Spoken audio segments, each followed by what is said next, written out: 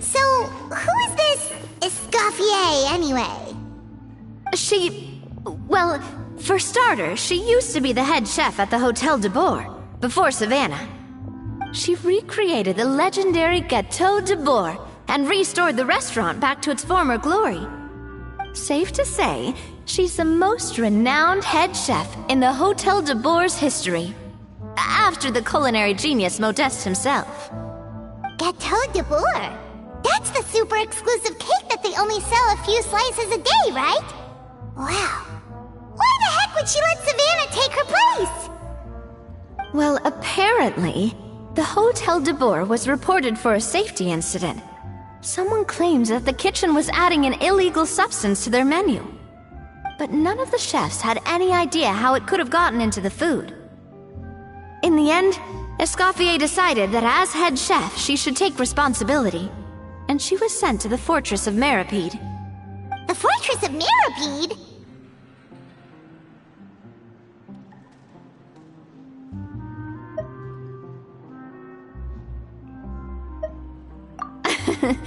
Well, you're right. The quantity of the substance they found was fairly minimal. Even the guards believed the whole thing was probably just an accident. Escoffier didn't have to stay in the fortress for long, but still, by the time she returned, the role of head chef had already passed to Savannah. So that's what happened. Paimon still thinks it's really unfair. Even though Escoffier is no longer head chef at the hotel, she's still well respected by the staff. So, I'm guessing what Monica wants is for us to convince Escoffier to try and negotiate with Savannah on the staff's behalf. Oh, Paimon gets it! Monica wants Escoffier to come back and kick Savannah out. It's simple. If the new head chef is stressing everyone out, then the solution is just get the old one back.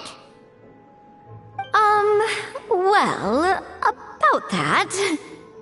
You thought cream of mushroom soup was ready to serve after 3.5 minutes on the stove! You'd have had more sense serving hot water with ice cubes.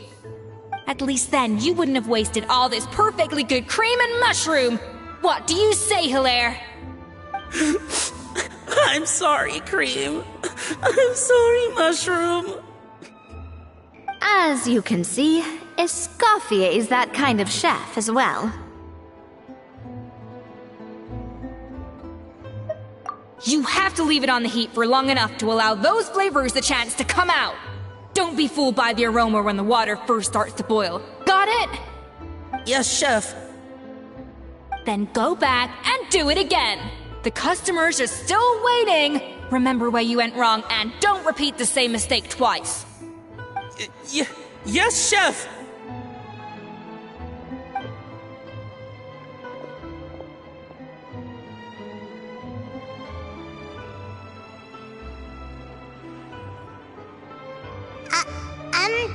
Excuse us,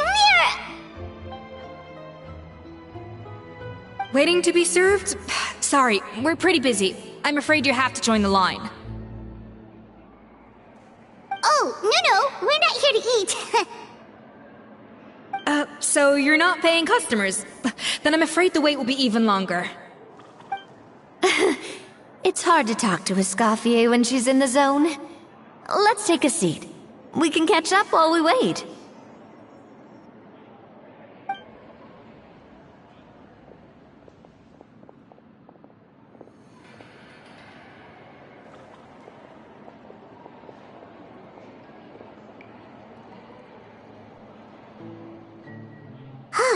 Looks like the rush hour is finally over. Is it always this busy here? These days, yes. I'd say business has tripled since Escoffier joined as temporary head chef. Well, in her words, the Hotel de Boer doesn't need her anymore. It doesn't look like she's got any plans to go back. I guess I'll be heading off then. Wait, take these home with you. We can't serve them now, and there's no sense in letting them go to waste. Oh, thank you, Chef. For what? Like I said, I just don't want them going to waste. Oh, and tell Fiamma to get well soon, so you're not running yourself ragged every single shift.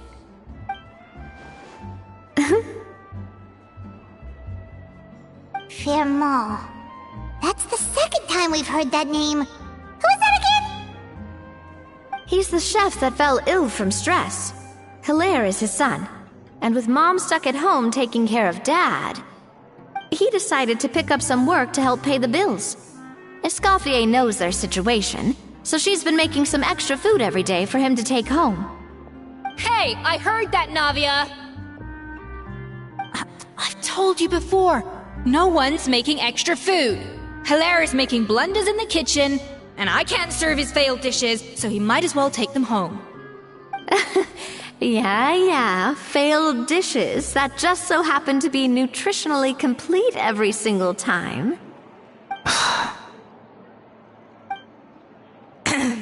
So you two must be the world-famous traveler and his companion, Paimon. Yes? Is there something I can help you with? Oh, so you know us already. I'll skip the introduction then. We're here to talk about Savannah. Oh, I certainly am. The Spinus headquarters are right next to the tavern. And I've lost count of the number of times Navi has come to pester me about it. But I don't work for the Hotel de Boer anymore. And being ex-head chef doesn't give me the right to interfere with that business. Besides, I'm the one who persuaded Savannah to take the job in the first place. What? Well, she was a much gentler person back then. A little timid, even. She wasn't at all confident that she was the right fit for the role. That's hard to believe. Are we definitely talking about the same Savannah here? Honestly, I do wonder if she's just emulating me. I mean, I'm not the most pleasant head chef to be around either.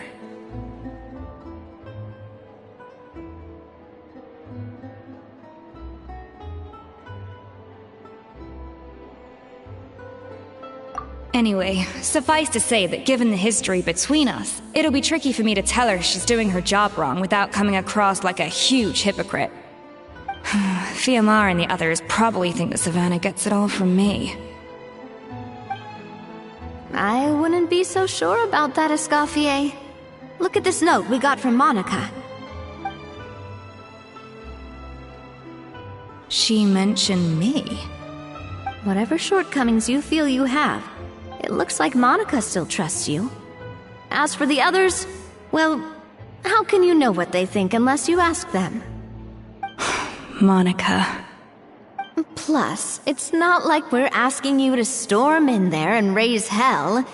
We're only in the initial phase of our investigation. All we're trying to do is get the other chefs to open up to us. Oh, Monica. Oh, Monica! Escoffier? I can't believe her! Powdered sugar is supposed to be applied sparingly. Look at all that on the wrapper. It's thicker than the sole of my shoe. Unbelievable! I won't stand for this. She has to learn. Come on, we're going. Wait, so now she's,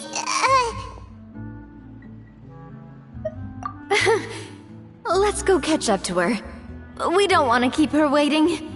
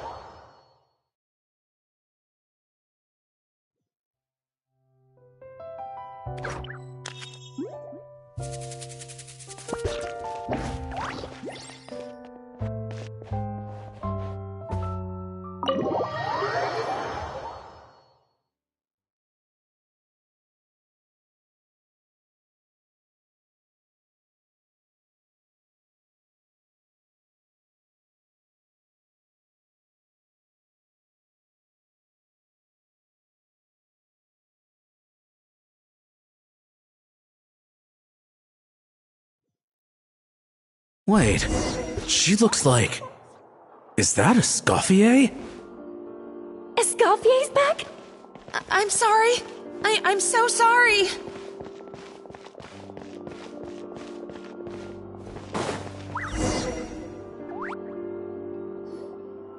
I'm sorry, I'm so sorry. I messed up your order. Oh, I wouldn't go that far. Maybe the taste is a little off, but if you hadn't brought it up, I don't think I would have noticed. But, please, you have to forgive me or Chef is gonna...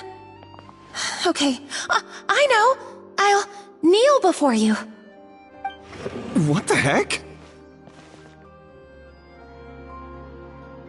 Get up, Monica! Can't you see that you're just making your customer feel more awkward? Escoffier? If you want forgiveness, then do what any self-respecting chef would do. Make the dish again. And this time, get it right. You cannot go begging your customers to feel sorry for you. Savannah said that I'm not allowed back in the kitchen until I've corrected my mistake. But if I can't go back into the kitchen, I can't do the dish over. That's some backwards logic. How can you fix your mistake without being allowed to cook? If this is what Fermat had to put up with, then no wonder he had a breakdown. We apologize for interrupting your meal, sir. It's fine. With my layman's palate, it's not like I can tell the difference anyway. I was actually quite enjoying my meal until she appeared out of nowhere and started apologizing. Gave me a bit of a fright, to be honest. Oh, well, it's because Chef Savannah tasted a bit of the leftover soup from my pot and then threw me out of the kitchen. Gosh, that's pretty strict. Has she always been that way? I don't recall things being like this when Escoffier was head chef here. I gotta say, you're all looking a little worse for wear these days. I mean, Escoffier was strict too, but I think the difference is that her criticism was more constructive, so you knew what you did wrong and how to improve, and we all knew that it came from a good place. Chef Escoffier was hard on us because she truly wanted us to reach her level. But these days, whenever we make a mistake, we just get told to wake up, get your head in the game, or just do it again. And it's only gotten worse since word got out that Chef Escoffier had started working again in the Fleuve Cendre. Monica, you don't need to call me chef. I'm not the boss here anymore. Yeah, but through no fault of your own, what happened back then, that wasn't on you, and all of us know that. That banquet was a huge event, and so many staff were involved every step of the way. With so many moving parts, there's no way of knowing how that Lumiline ended up in the food we served. Lumiline? What's that? A new drug from the Fontaine Research Institute, produced from an extract of the Lumitoile. Apparently it sharpens the senses, so they used it to treat people with impaired responses to stimuli. Oh, yeah, I've heard about that. They found out you can use it as a flavor enhancer since it stimulates the taste buds. Makes things pretty addictive. They also found that overuse can have mood-altering effects, and even lead to nerve damage. So it quickly ended up on the guard's list of controlled substances. Unfortunately, however, some food products containing the additive had already made it to the market by the time the guards banned it from the restaurant industry. Everyone knows that in all likelihood, someone probably just purchased a batch of contaminated ingredients by mistake. But you took all the blame. We all know why. You just didn't want to see this turn into a place where tensions are constantly running high, because everyone's suspicious of each other all the time. And now look at you, a fry chef in the Fleuve Cendré. What are you trying to say? Sure, the Spina's Tavern is no Hotel de Boer, but come on, it's not that bad, is it? Oh, the Fleuve Cendré, you say? Great! That's where I'm dining from now on. Monica, I'm very happy with my current job. And there's no changing the past. We just have to let bygones be bygones. Besides, at the end of the day, I was the head chef, regardless of whose mistake it was. Ultimately, the responsibility lay with me. If only Savannah was half the boss you were. I'm sorry? Do you have a problem with my conduct as head chef? No, chef. So, you do remember who's boss? Escoffier? I thought you'd left this place for good. What are you doing back here? What happened to you, Savannah? Why are you acting like this? When I turned this place over to you, You made me the head chef and gave up your right to tell me how to do my job. You're not the boss here anymore, so stop acting like you own the place. Whoa. Sounds like someone has a chip on her shoulder. Oh, Savannah! My God, have you grown a temper since I last saw you? Have you put even half the amount of energy into improving your cooking skills, or are you still using the Pluie Lotus as an off-brand marcotte, thinking no one can tell the difference? That's none of your business! What happened to not storming in and raising hell? Ho ho! I was not expecting to see something this spicy as soon as Escoffier returned. Huh? Fan Asian? Aye, miladies. Might I make a humble suggestion? Given that we have ourselves a tête-à-tête between chefs at the Hotel de Boer, I dare say it would be de rigueur to settle this the traditional way. The traditional way? That can only mean one thing. That's right! I'm talking, of course, about the tradition established by Modeste himself. The cooking contest! According to legend, the founders of Hotel de Boer, Modeste and Savelli, used this method to resolve all of their disputes. Everything from petty arguments over next week's menu to disagreements over the strategic direction of the restaurant. The cooking contest would decide who had the final say. It sounds like they had a lot of free time on their hands. Ah, well, it might sound that way to us. But in fact, the cooking contest played an enormous role in motivating chefs to hone their skills, reaching new heights of excellence in the culinary arts. And indeed, the reintroduction of this institution in recent years has surely been instrumental in transforming the Hotel de Boer into the top-ranking restaurant in Fontaine. Reintroduction? Someone brought it back? Who? What say you, Escoffier? Surely you of all people won't back down from this challenge. It was you who put the rule in place, after all. Sure, I reinstated it, but I'm not a chef at Hotel de Boer anymore. Isn't this bending the rules a little? I see no issue as long as both sides agree to the terms. We could simply treat it as an exhibition of sorts. Savannah, any objections? Exhibition. Huh. No. If we're going to battle it out, let's put it all on the line. If I lose, it's up to you what happens to me. I don't want anything to happen to you. But if you lose, you hand over the Codex de Boer to me. What? The Codex de Boer?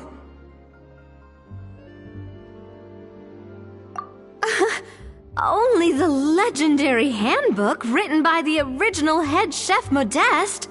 It contains all his secret recipes, including Gâteau de Boer. It's the greatest treasure in Fontaine's culinary world. And only the present and former head chefs of the Hotel de Boer have the right to read it. Present and former? Wait, but that already includes Savannah, though. What do you want that old thing for? You have your own copy, don't you? Don't take me for a fool. You know perfectly well what I mean. I want your copy, the original version, the one you took with you when you left us. I'm sorry, I must be missing something. You know, there's no difference between the original and the copy, right? They contain the exact same recipes.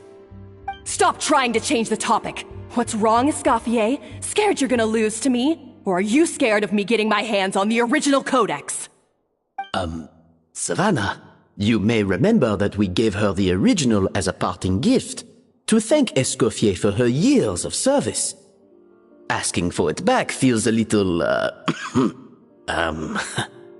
Oh, I'm sure it won't be an issue, as long as both sides agree to the terms. Those were your words, weren't they? And as for the contest itself, let's make it a bake-off. Gâteau de Boer, per the recipe in the codex. Well, Escoffier, you against me. Are you in or out?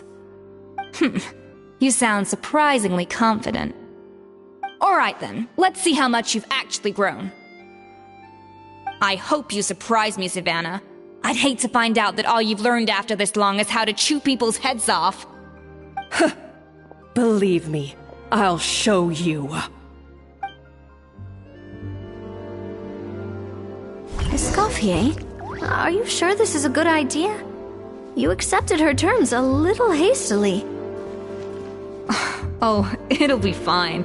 Let's head back to the Fleuve Cendres so I can get prepping.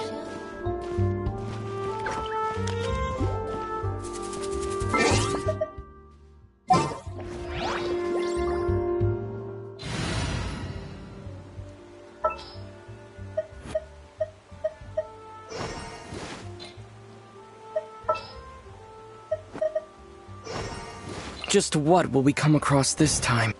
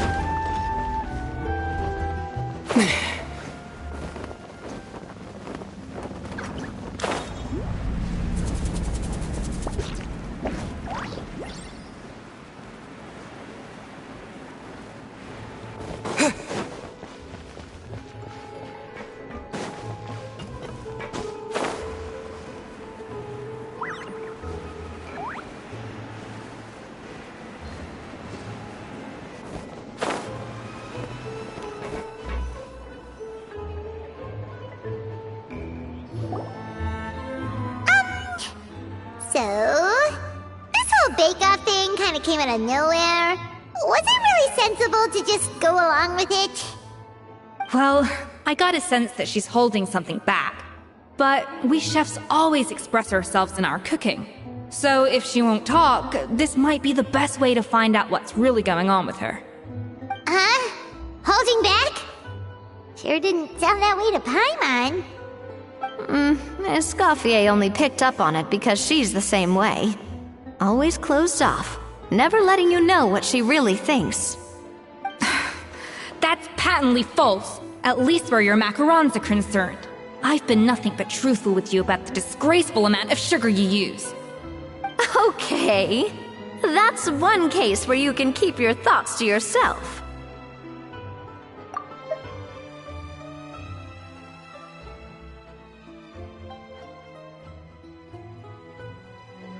Oh, that? Well, it's not so much a recipe book as a diary of Modeste's adventures.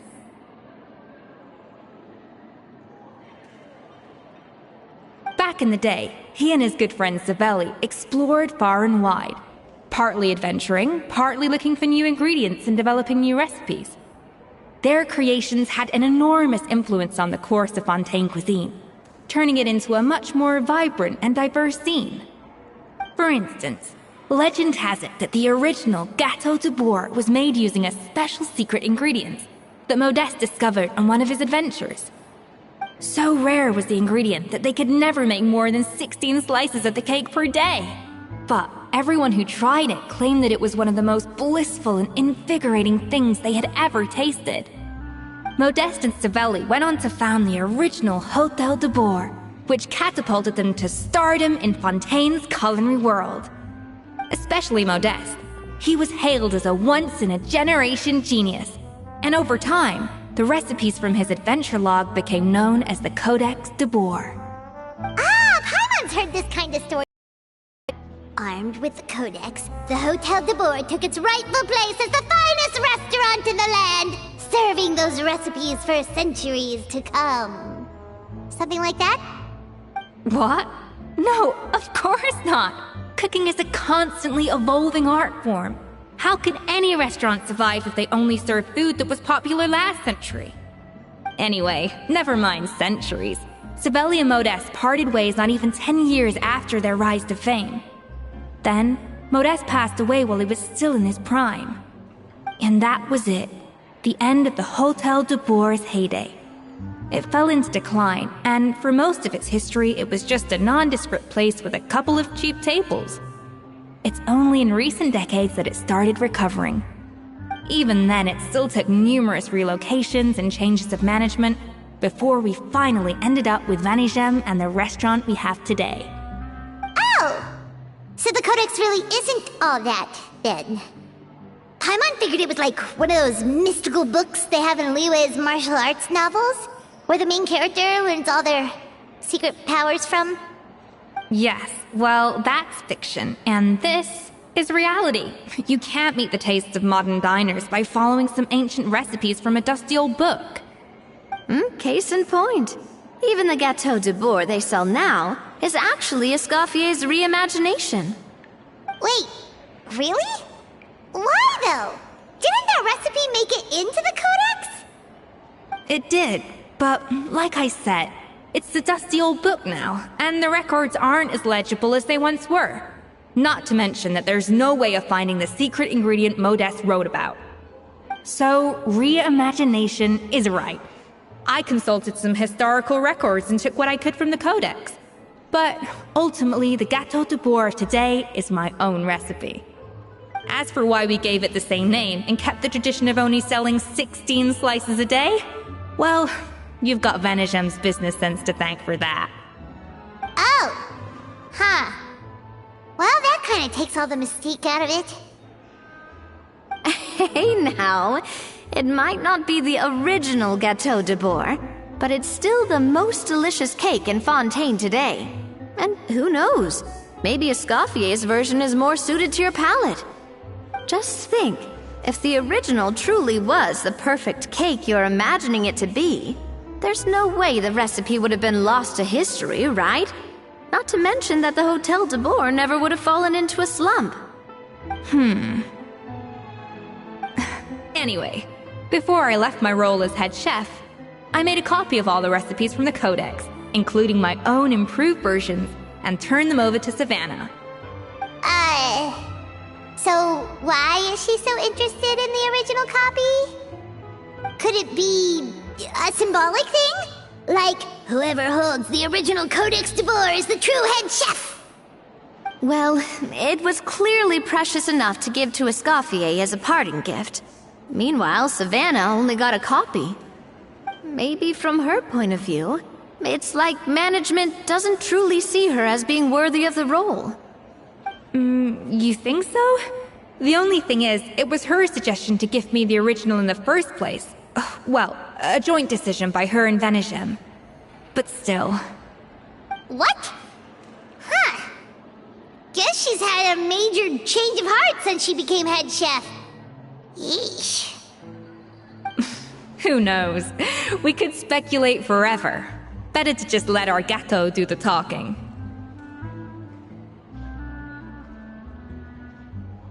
It means vesting her in this bake-off, and then getting her to explain herself, even if I have to beat it out of her with a spatula. However much she's changed since we worked together, I believe that she still has her chef's pride. And if she respects the art, she'll respect the outcome of our contest. Well, I'm confident that you and your spatula can get justice for Froment. All you need to do now is win the contest. But that should be a breeze for you. Let's not get too ahead of ourselves. Gâteau de Bourg is very complicated to make. Usually, it takes 3 chefs working in tandem to cover everything. Now, if I had to push it, I could probably do the work of 3 chefs myself. But I'd prefer to play it safe if I can find a couple of assistants in time. Well, that's easy. The 3 of us are veterans in the kitchen. You just need to pick 2 of us. Well, I have heard the Traveler is an accomplished cook, as well as a warrior. But be warned, I will hold you to exceptionally high standards. Think you're up to the task? Oh, count me in too. I've spent weeks perfecting my macarons after your scathing review. Even if it means competing against the Traveler, so be it. I'll show you what I'm made of. Confident. I like it. Alright, let's start with some elementary mise en place. Show me your knife skills. I've always called it chopping stuff up, not mise en place. But it's basically the same thing, right? Oh, Navia. The difference in your case is that mise en place is chopping stuff up without sending juices flying all over the kitchen.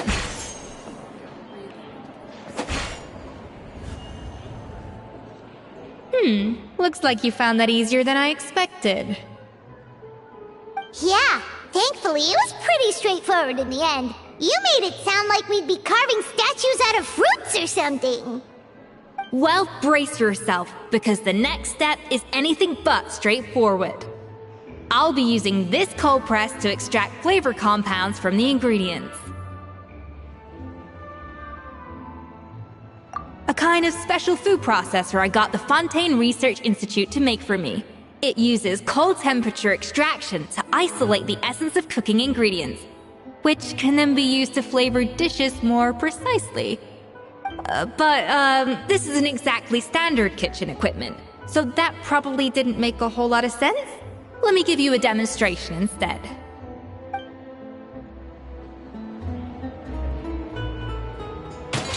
Custom-made equipment from the Fontaine Research Institute, huh? That's some pretty high-tech food prep. Paimon's never used anything this weird before. Cool! No, weird.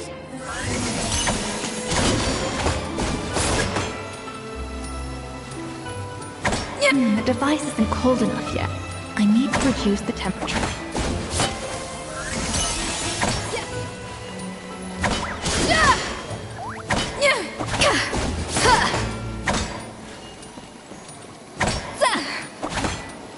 A little amuse-bouche.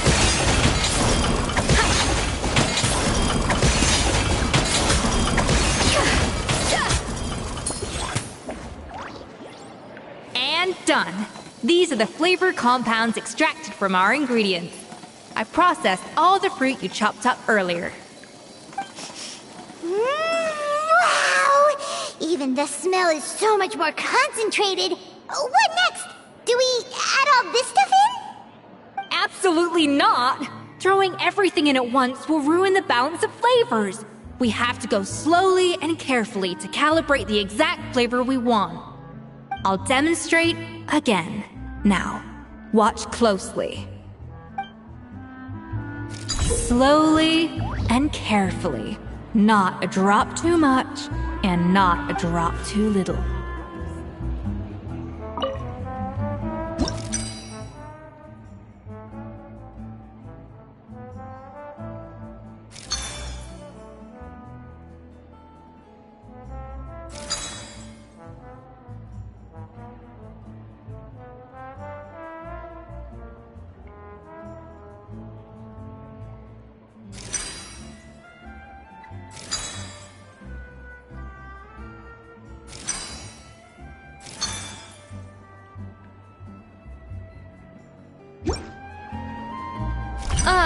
That didn't count. I was experimenting.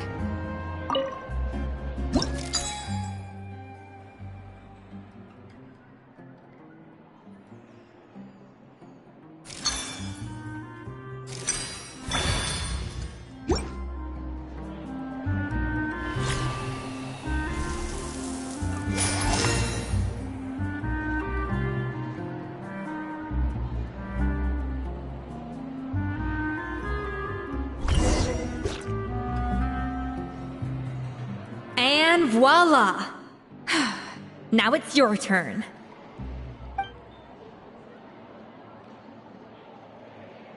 Not terrible. Considering this was everyone's first time blending flavor extracts, it could have been worse.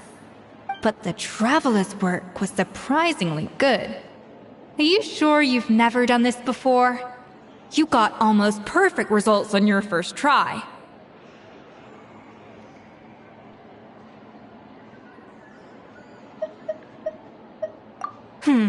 That goes without saying. Still, credit where credit's due. You did well. Alright, now for the part I've been looking forward to. I want each of you to cook something from the Hotel de Boer's current menu. I'll judge your submissions and give you a final score. That's right. The true test of your cooking skills is the finished product. It'll be good practice for the contest itself. Now get to it. Chop chop!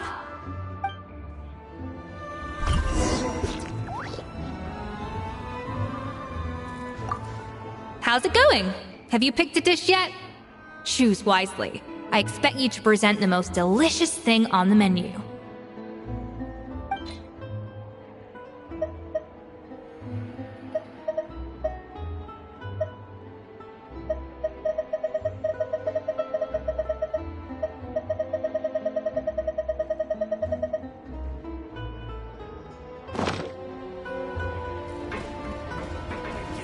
Finally on the run.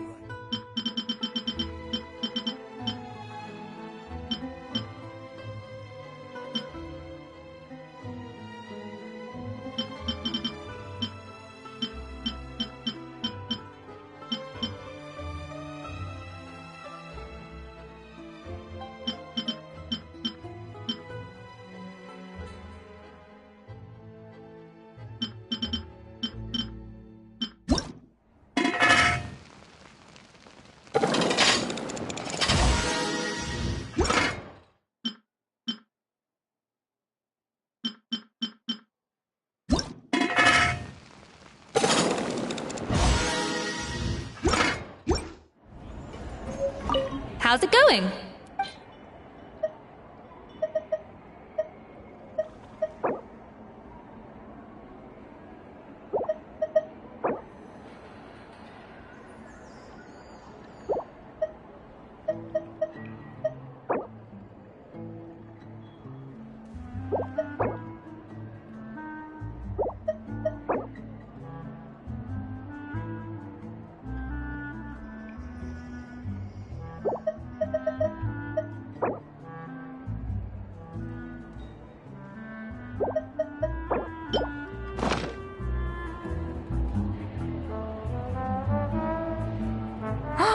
Look at that! With the grace of a snow-winged goose, as I like to say. Now, let the grating commence.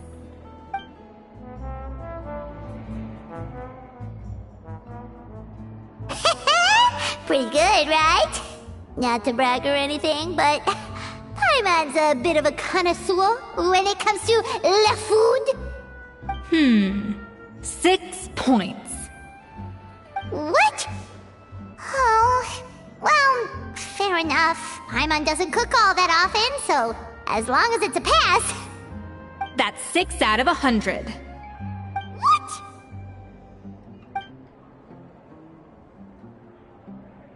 You say you're a connoisseur, but it's quite clear from this dish that you have far more experience consuming food than creating it. By that logic, I suppose you think listening to Lady Farina on repeat every day would make you an opera singer. Aww. Me next, me next! I'll have you know that this batch of macarons has 2 whole tablespoons less sugar than my previous ones. So you went from 12 tablespoons to 10? Well, it's nice to know you actually measured it out. Because it tastes like you just threw in whatever was left in the jar. 6 points. Aww. Now to the final dish. So, what do you think? This is our last hope. 8 points. Darn, that's barely higher than what we got.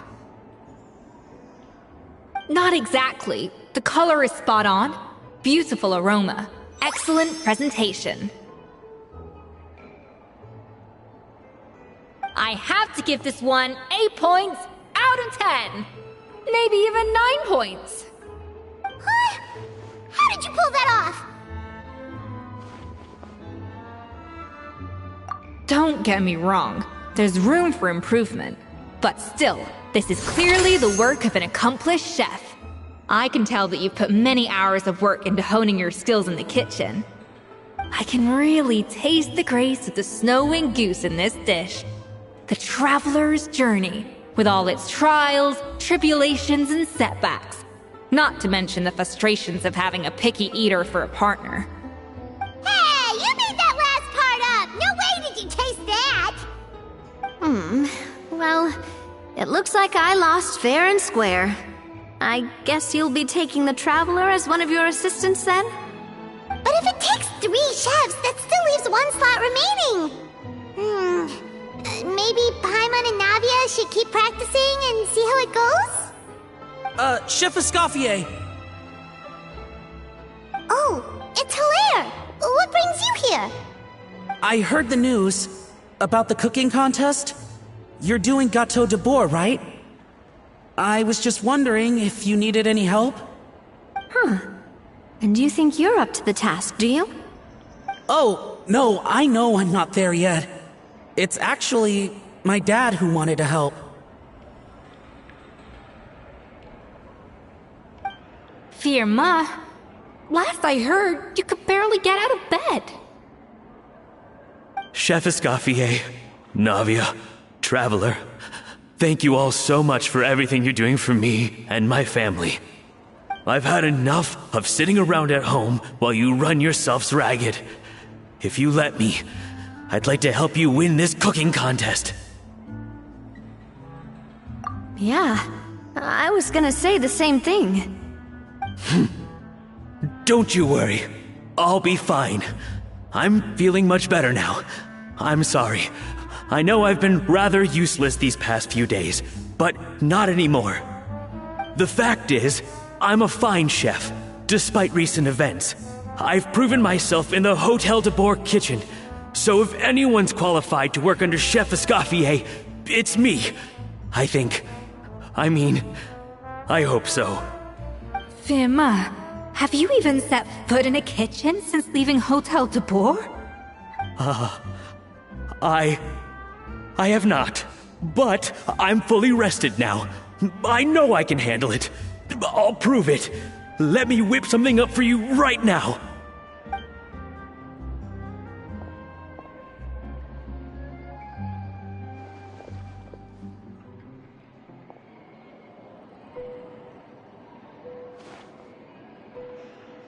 Huh? That's strange. Why are my hands shaking?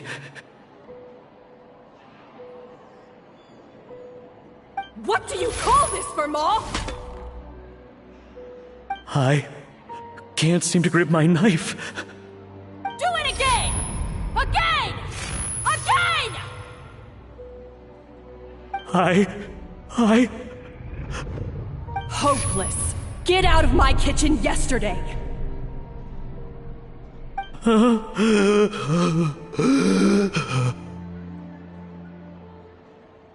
Dad, what's wrong? I don't understand. I was feeling so much better, and then Will I never be able to work in a kitchen again? Dad, talk to me.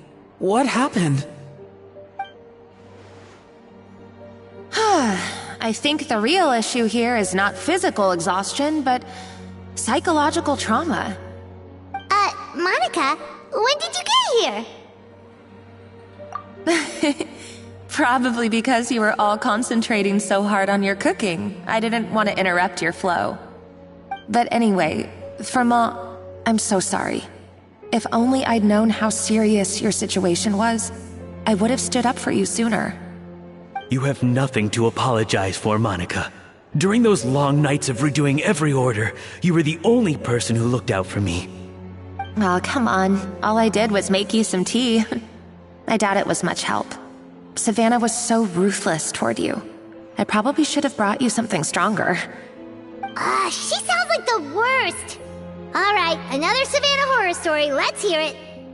She's been getting harsher and harsher on us ever since she heard about Escaffier's new role in the Fleuve Cendre. Seems like no matter what we make, she'll find something wrong with it. What is this? It looks like a dog's been at it! In the trash now!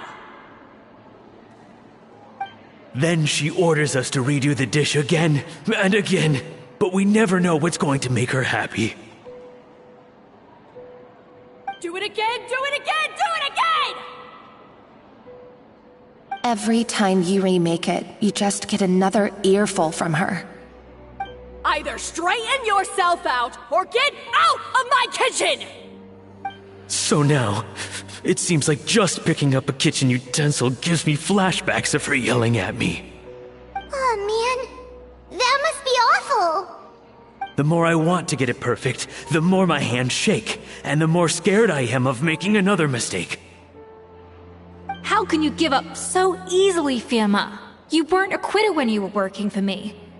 And even under Savannah, you talk about working late into the night trying to perfect your dishes. That says to me that you still hadn't lost that determination to prove yourself. What changed? I don't know what's come over me. When I think back, I just remember feeling like my heart and my hands were growing heavier and heavier as the shift went on. Each time I had to redo a dish, my heart sank a little further.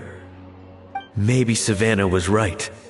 Maybe I am just hopeless at this. Dad... I see. Well, it sounds like there are some deep issues at work here. Ones that won't be resolved by merely seeking compensation. I will win this contest, and after that, I encourage you to approach Savannah and talk this out. But what if you can't find another assistant in time? Clearly, I'm in no state to help out. You think being one person short will ruin my chances? Let's not forget, I taught you and her everything you know. Even if I had to go it alone, I would present the perfect gâteau.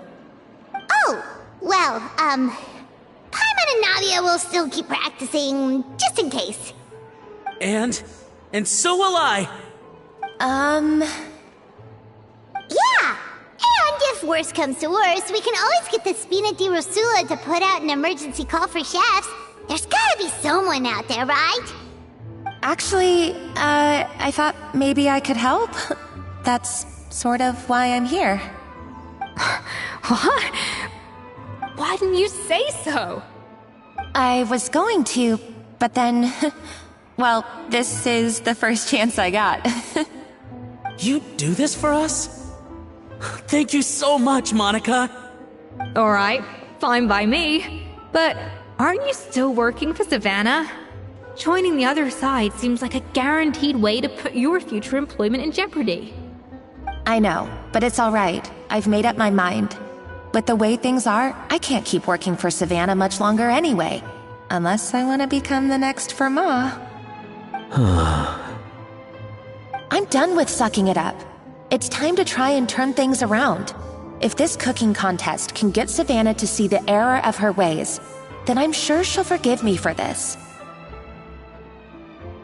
Well, Hyman didn't think we'd be poaching from Savannah's staff to get our third person, but there you go. Anyway, Monica's a professional chef, so nothing could possibly go wrong now. Great! Then it's settled. And to congratulate you all on making the team, I propose a Spina-sponsored meal to celebrate. Spina-sponsored? Wait, you mean I'm cooking? Well, I promised the Traveler a feast in the Fleuve Cendre. And I know how much you've been looking forward to it. Yeah! Feast, feast, feast!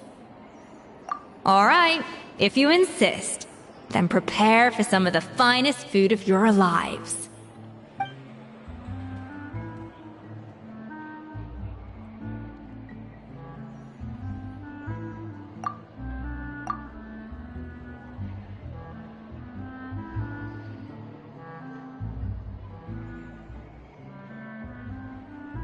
That's not a bad idea, actually. Wait, hold on. You need to finesse that further.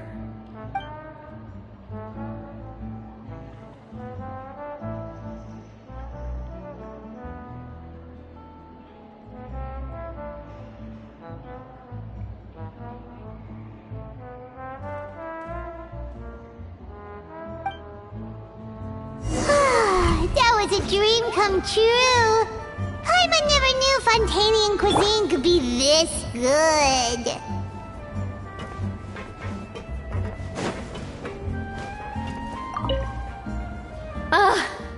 I wish I could eat that all over again. It's not often that Escoffier goes all out like this.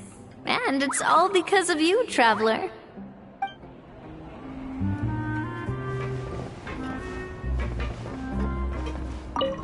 Wow. I don't know if I'll ever be able to cook as good as that.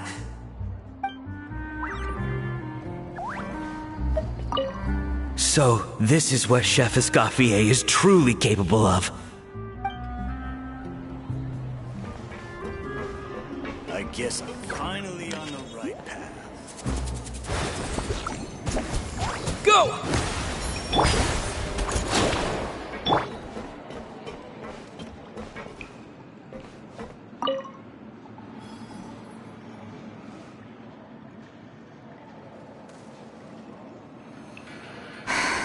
Why, Savannah? Why? Oh, nothing. I was just flicking through the original Codex de Boer. I wanted to see if there was anything I'm missing. Something I hadn't noticed before. That might explain why Savannah's so desperate to get her hands on it. But I can't find anything. It's just some hastily scribbled recipes in between diary entries from Modeste's adventuring phase. And most of it's not even legible anymore. The copy I gave her not only has all the recipes in full, but even includes my own private tips and notes from years of experience. Surely that's infinitely more useful than this old thing.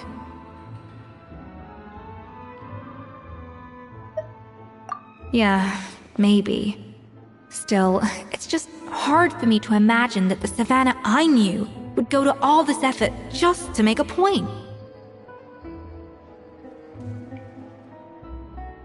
We were. At least I always thought we were. She was a little shy, but meticulous with everything and everyone she dealt with. She made a few mistakes here and there, but she was quick to correct them whenever they were pointed out. And she was always striving to improve as a chef. Those qualities are why I recommended her to replace me as head chef.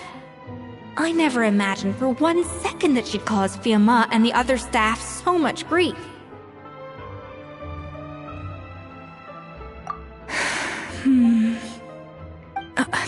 Well, I mean to an extent, of course. I pushed hard for her to get the role.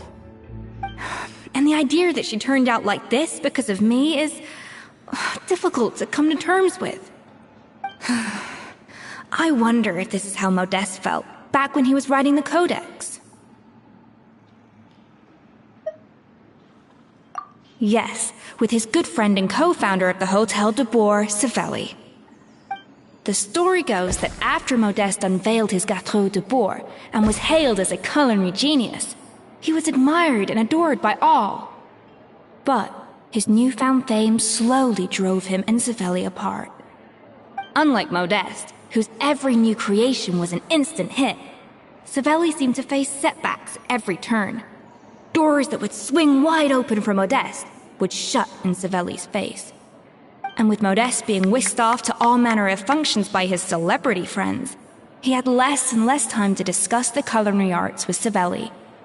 People started gossiping about Savelli, and their relationship between the two gradually soured. Everything came to an abrupt end when Modeste, still in the prime of his life and still hailed as a genius, suddenly died from an acute illness. And that was it. They neither had a decisive split, nor got the chance to properly reconcile. Their story just came to an end.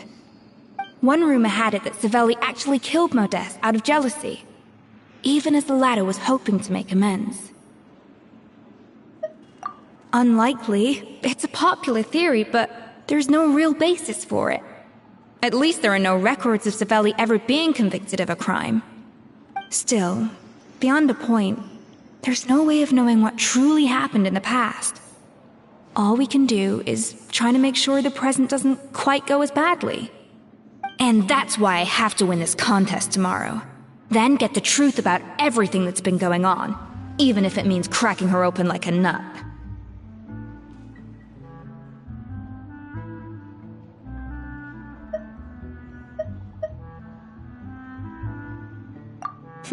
You're right about that. Just follow my lead and victory will be ours.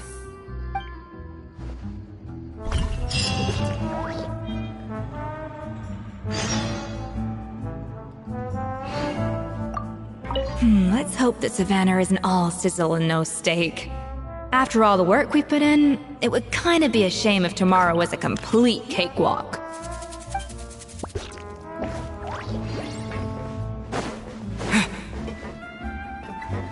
I guess I'm finally on the right path.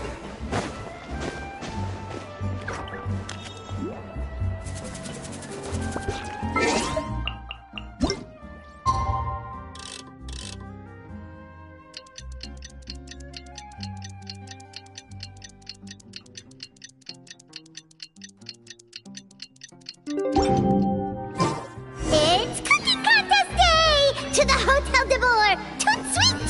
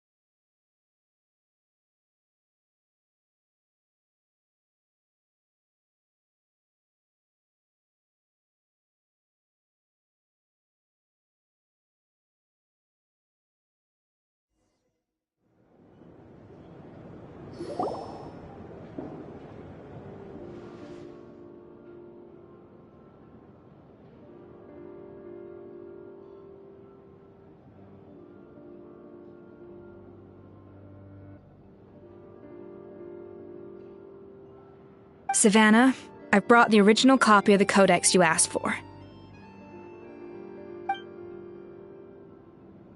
Monica? Huh. In the interests of fairness, this contest will be conducted in a double-blind format. Once the dishes are complete, They will be sent to the back of the kitchen where they'll each receive a label. The labels will be placed out of sight underneath the plates, only to be revealed after the judges have sampled them and reached a final verdict.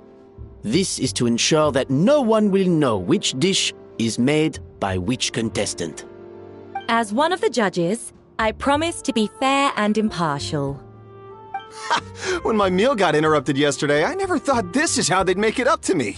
Getting a seat on the judging panel is a pretty sweet deal. Both contestants have taken their positions. Then, without further ado, let the Hôtel de Bord cooking contest commence!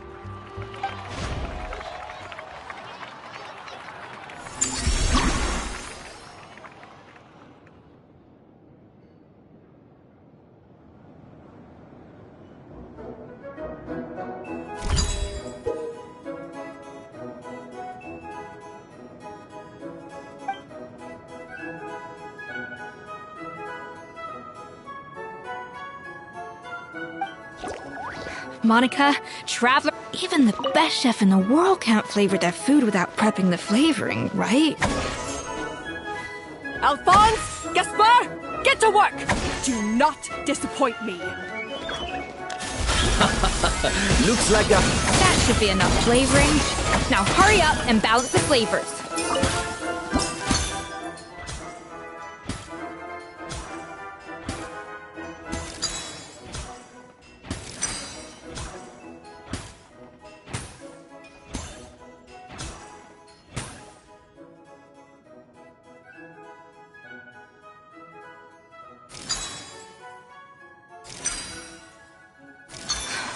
Stay calm, Escoffier. There has to be a way to balance the flavors. Just think. Even the best chef in the world can't flavor their food without prepping the flavoring, right? Up to the freezer!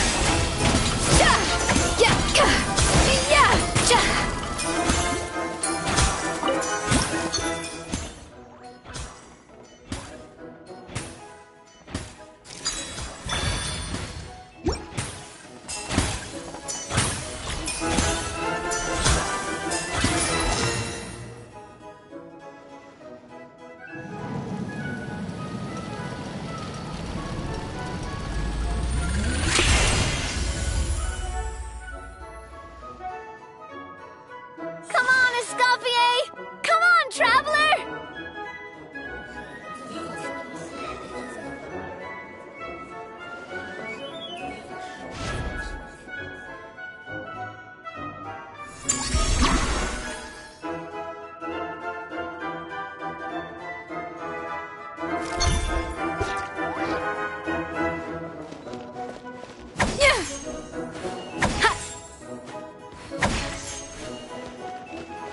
A little amuse-bouche!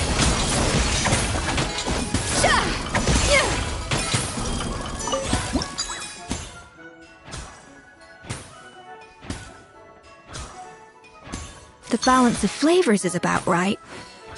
But the quantity is too low. Alphonse! What are you playing at? That's not how I taught you to do it! Stop horsing around and do it again!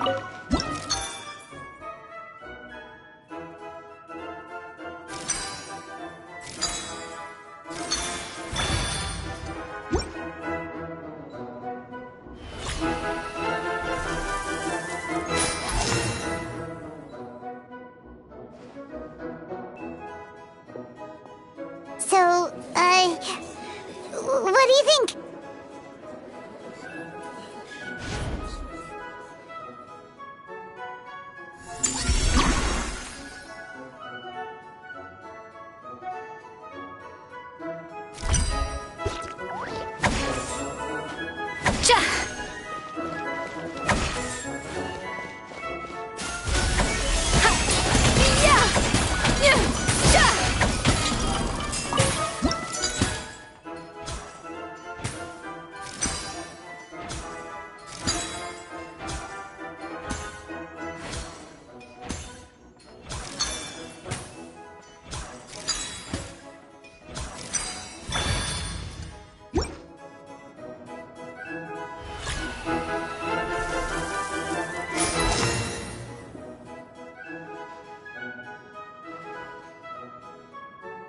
You can't match Escoffier's talent.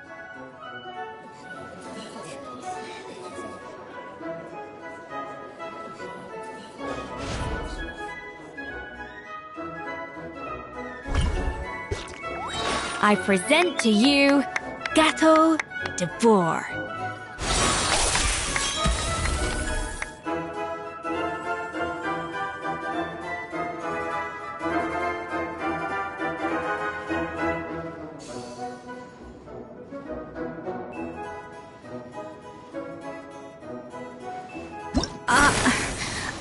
I was just exercising caution. I had to make sure everything was perfect.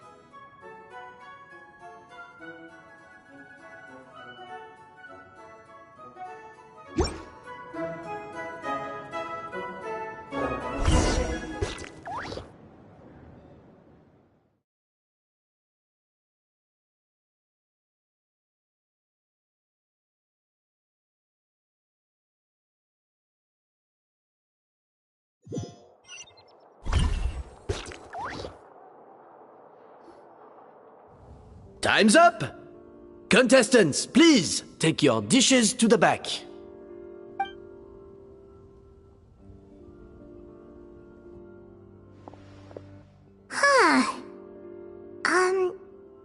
That guy was right. You really can't tell whose is whose just by looking at them. We both made the same dish after all. For all her flaws, Savannah's a talented chef who earned my recommendation for good reason. She wouldn't screw up something as elementary as the cake's appearance. Whoa! This is really rather good. Wonderfully soft and fluffy. Beautifully sweet. This is a masterclass in how to make Gateau de Bourg. I would give this one at least 9.9 out of 10! Only because there's something about the flavor of the base. It's just a little different from the recipe I'm used to. Huh?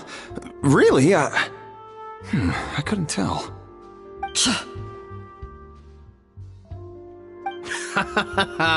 All right, on to Gateau number 2. I haven't had a single bite and already this aroma is a delight to the senses. I have a feeling that this gateau will be a gateau for the ages.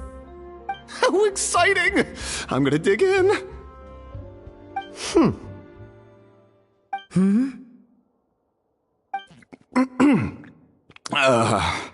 I think maybe someone got a little carried away when they were adding the sugar.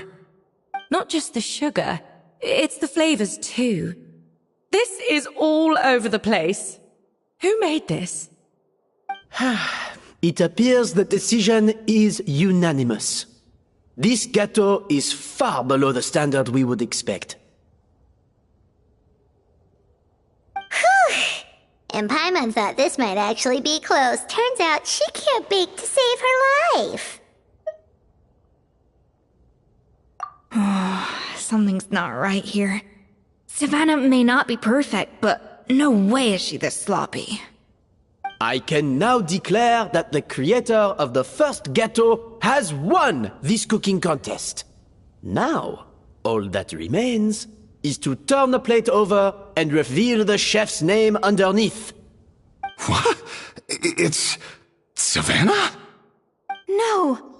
That's impossible! Hey, Savannah! You cheated, didn't you? You cheater! What did you do? Oh, you swapped the plates, didn't you? Well, someone's a sore loser. These cakes went from the oven to the judge's table without me ever laying a finger on them. And everyone here can attest to that. It was Van Gem's staff who labeled them in the kitchen. If you're looking to accuse someone, why don't you start with them? Isn't it more likely that Escoffier's lost her edge? Oh, or maybe her assistants let the team down. You take that back! Judges, we demand a rematch!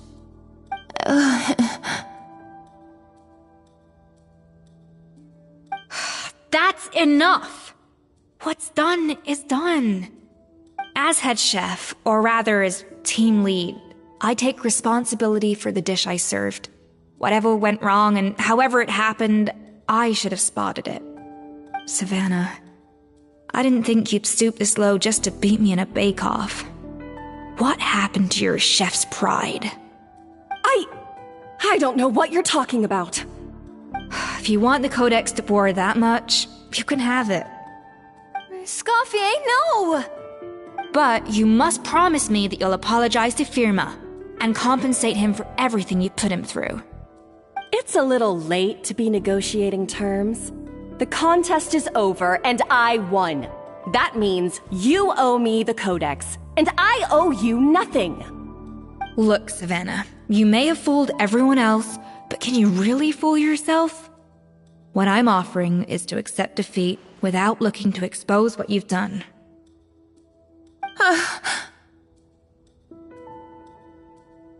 But only on the condition that you promise to stop putting so much pressure on your staff. Fine. I'll treat this as your final handover of duties from one head chef to the next. So, will that be all, ex-head chef? Or is there any other unfinished business you'd like to leave in my hands? I didn't mean that to be a scolding from your former boss, just a word of advice from a fellow chef and a friend. But I don't know if you're even open to input from other people anymore. I know what I'm doing. I don't need your advice. All right, fine. I'm glad to hear it.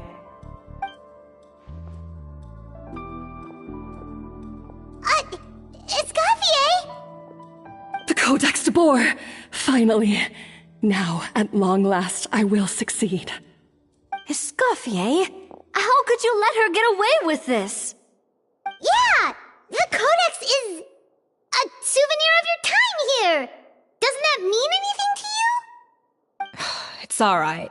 It was just a bake-off, not the end of the world. I'm already over it. Besides, it's not all bad. She agreed to compensate Firma. That's mission accomplished for the Spina. Honestly, if I'd have known that giving her the Codex would solve everything, I'd have just done that in the first place. I mean, why bother with the whole cooking contest? It's such a waste of time and energy.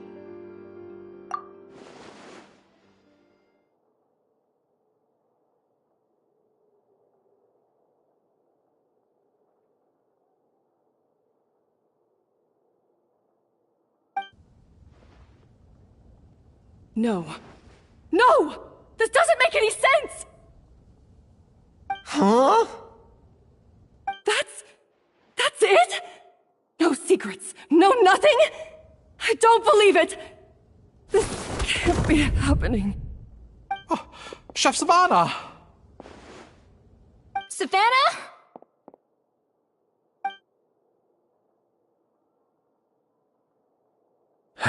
It's nothing life-threatening. Just a lot of pent-up stress and exhaustion. Oh, I knew it. Pent-up stress? The truth is, however hard she might be on the rest of us, the person she puts the most pressure on is herself. Yes, there are nights when she makes us redo things over and over into the wee hours. But for her, it's every night.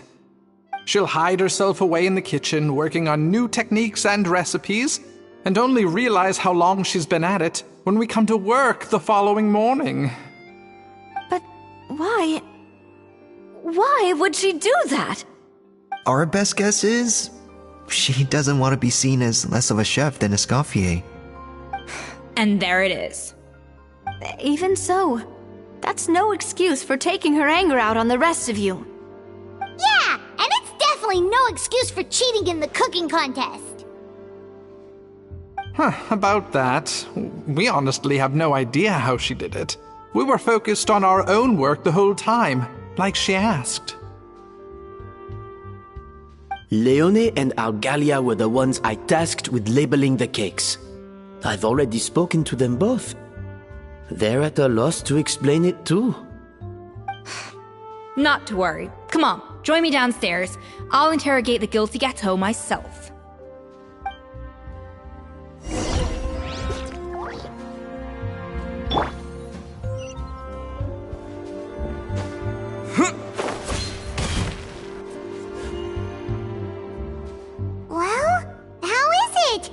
figured out what it was? Oh, this is aggravated assault on my palate. I'd rather eat wet cement than this. Is it really that bad? I made sure to taste test it before it was served. Oh, relax. This isn't your cake. Savannah never switched the plates. The offending flavors are coming from in between the icing and the cake base, which means someone tampered with it while it was being made. Or in other words, we have a traitor in our midst.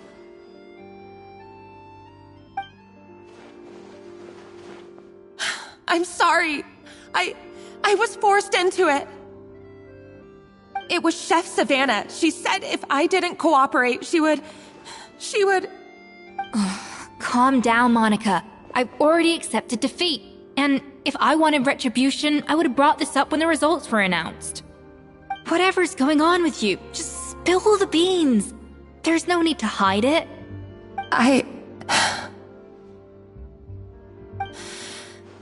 I was the one who caused the food safety incident that one time. Food safety? Wait, you mean the Lumaline incident?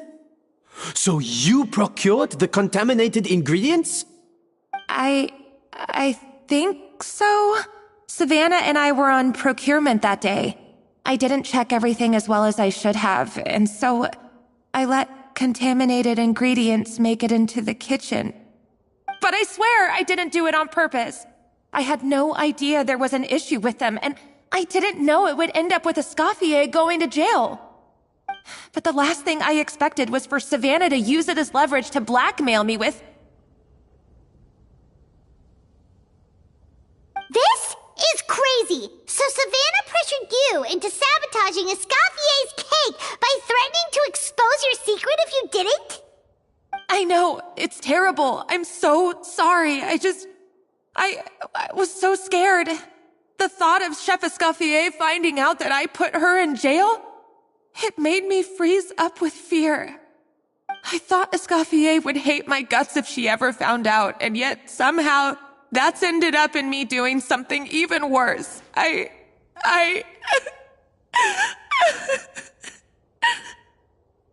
Seriously? All this fuss over a little slip-up? Huh?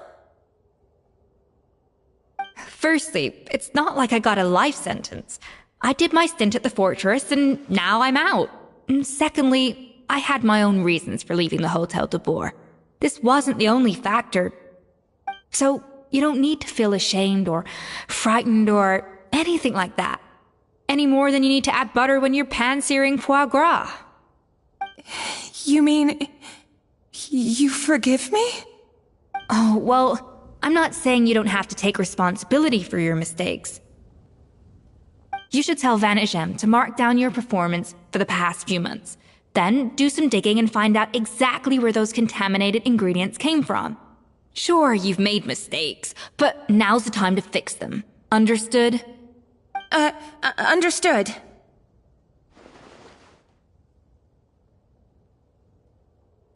Good. Now, back to Savannah. What about the original codex would compel her to resort to blackmail? I have my suspicions. Not that I've got any proof to back them up, though. Ugh. What happened to me? I've overheard some customers murmuring about how the Hotel de Boer hasn't been the same since Escoffier left. They think our menu doesn't taste like it used to, especially our signature items.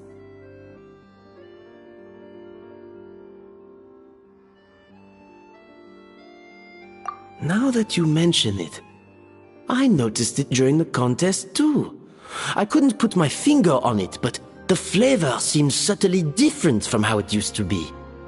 But the difference was so small, I'm sure no one would notice it besides our most loyal customers and true dessert connoisseurs. Still, as head chef, it's easy to see why Savannah would get so hung up on it. So many times I've seen her make the cake base over and over again, late into the night, determined to match Escoffier's version. But something's always slightly off every time. Yeah, I've noticed that too. Never really gave it much thought, though.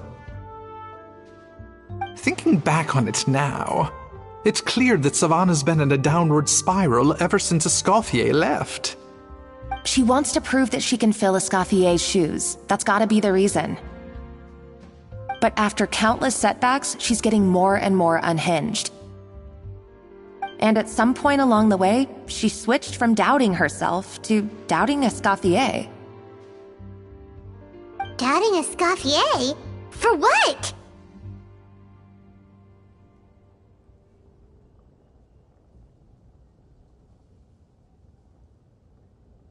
Yeah, it would explain why she was bent on getting the original at any cost.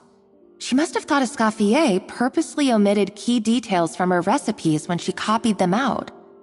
Also, she could retain her place as the #1 chef in Fontaine, the only one privy to all the secrets of the trade. Oh, for goodness sake, what a stupid idea. Of course. Then she finally got the codex only to discover that the secret recipes she's been pining for don't exist at all. Seeing how utterly wrong she was must have been a real shock to the system. It probably brought up everything at once. It overwhelmed her, and she passed out. There's still one thing that doesn't make sense, though. If Savannah had the real recipe all along, how come it tasted different? She might not be on the same level as Escoffier, but surely after like 50 attempts, she'd get it right one of those times.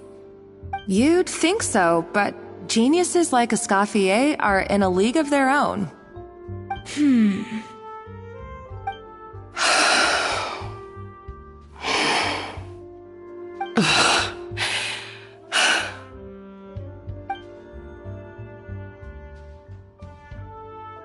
New head chef, you say? What's her name?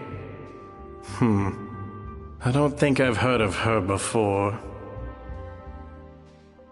I wonder, can the Hotel de Boer keep its edge without Escoffier at the helm?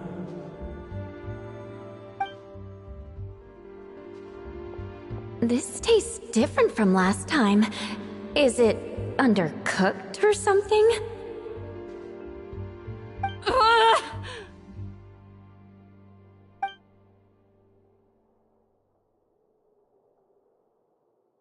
Take this. It's a copy of the Codex de Boer.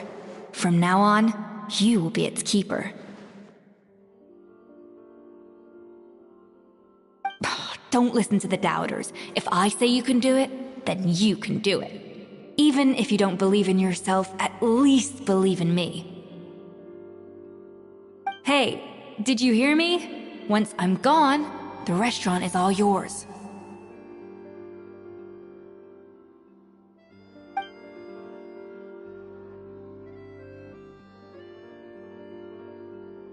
All this time, I've been blaming other people, but maybe I'm the problem.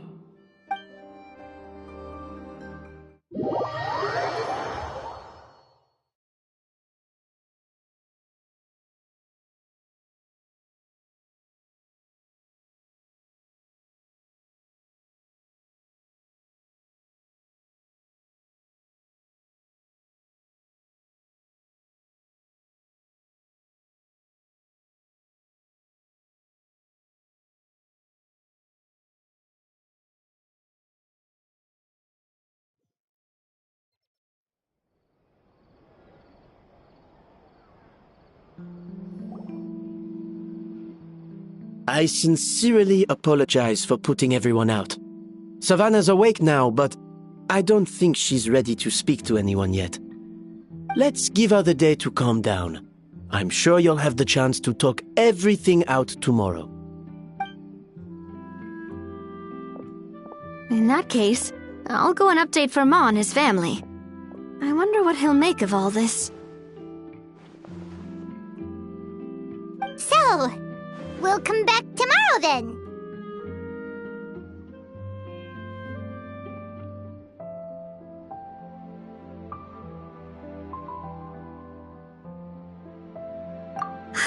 That was a long day. I think I've earned myself a sweet treat when I get back home. macarons? Or are you gonna switch it up this time?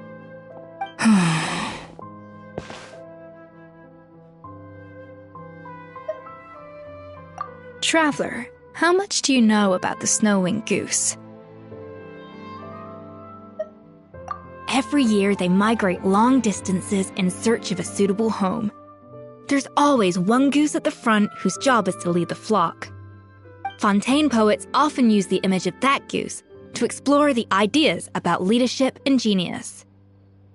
They usually imagine someone who's a cut above the rest, a model of perfection. But what those poets don't know is that during a migration, the lead goose is always changing. Once the lead goose shows signs of fatigue, it retreats to the back of the flock and allows another goose to take its place. So the truth is that leadership, with all the responsibilities and pressures that come with it, it's something that everyone takes turns at. But we humans completely miss that fact when we project our own ideas about social hierarchies onto them.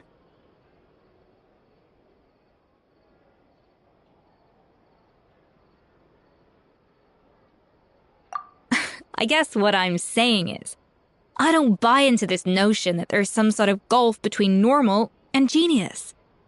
Cooking is a science, not magic. Given the same ingredients, same recipe, and same environment, I see no reason why two different people shouldn't be able to create the exact same dish. Of course, some people have a more sensitive palate than others, and some people are just born bolder or more conscientious. But these are all variables that can be accounted for with time and practice. I'd have no reason to expect so much from others if I believed that perfection can only come from the hands of a genius. The only reason I hold people to high standards is because, well, I believe they're capable of greatness.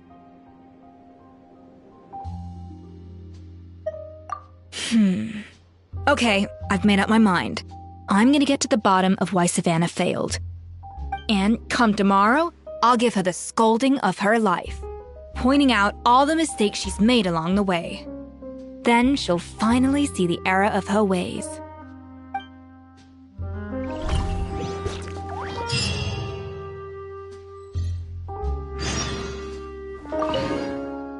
Thank you for your words of encouragement. I'm gonna head to the Hotel de Boer and spend the night investigating. I guess I'll see you tomorrow.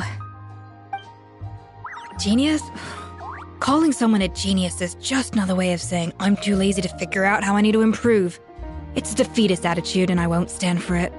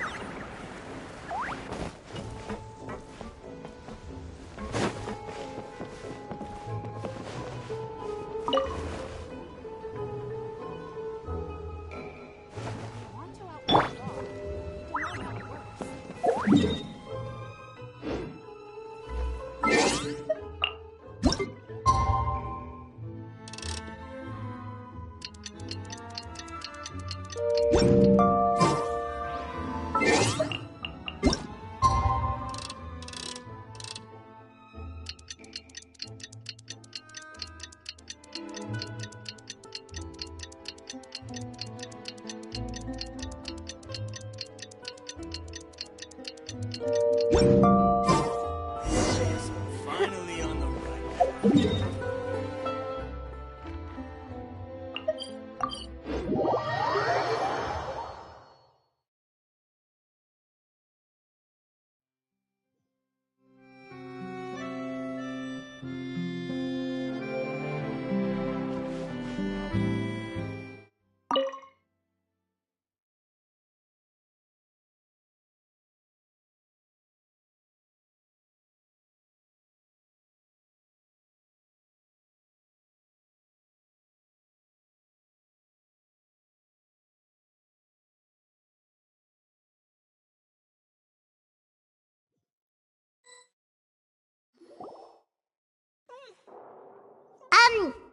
are we here so early? Our meeting with Vanigem isn't for a while.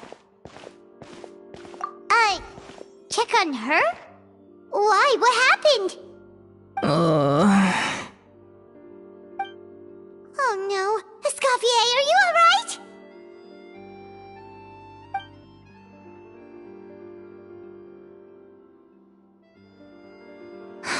I'm fine. Just need to get some more coffee in me. Huh? What happened to my coffee? Did I really drink it all?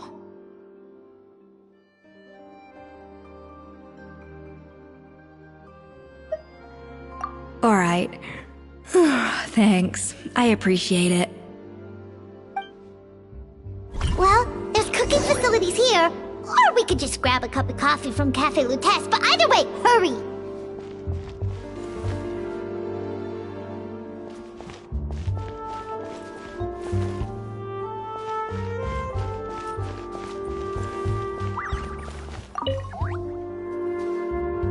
Coffee.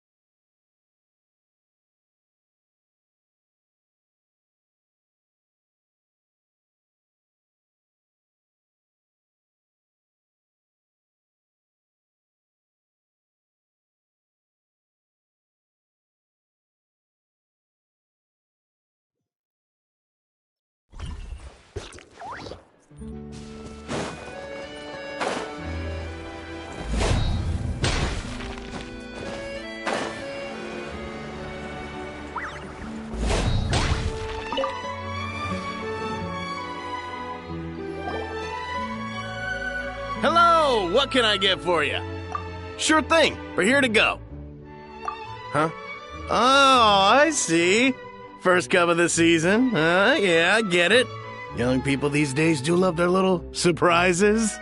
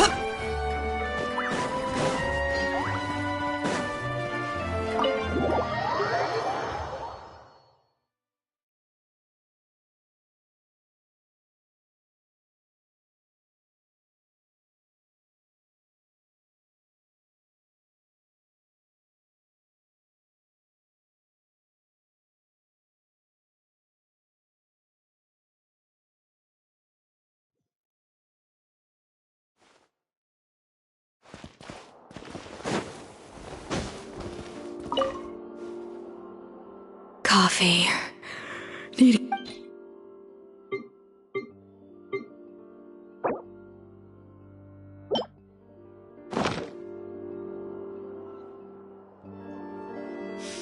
I smell coffee.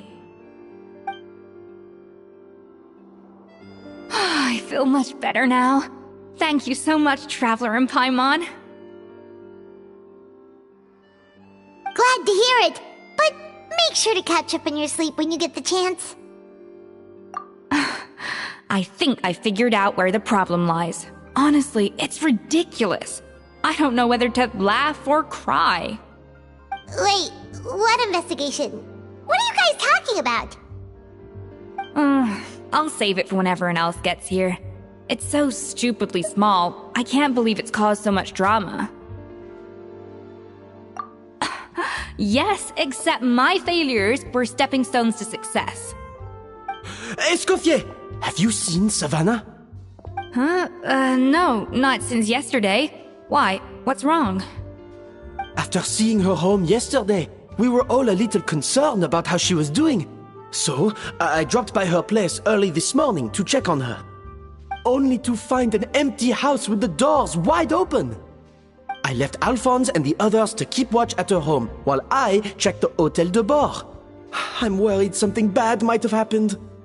If she's not here, then where could she be? Boss, Escoffier, bad news. Alphonse? You're supposed to be keeping watch at Savannah's house. We were, but then, just after you left, we found this stuff in her house. Oh, looks like a map with a bunch of random places circled. What does it mean? Wait a second. This feels familiar. I'm sure these places are all connected somehow. Of course, from the Codex. They're all places that Modeste explored on his adventures. Yeah, but I don't understand. The adventure logs in the Codex are too fragmented to be of any use. How come this map shows all the missing details? The Codex de Bord? Then, this place marked in red out at sea. Could that be the fabled birthplace of Gateau de Bord? Seriously? So now she set her sights on finding the original recipe and beating Escoffier that way? Geez, Savannah. Anything to overcome a Gateau Plateau, huh? Ugh, idiot. Does she have a death wish? Those ruins are thousands of years old. Hold on. There's more. Besides the map, we also found these letters.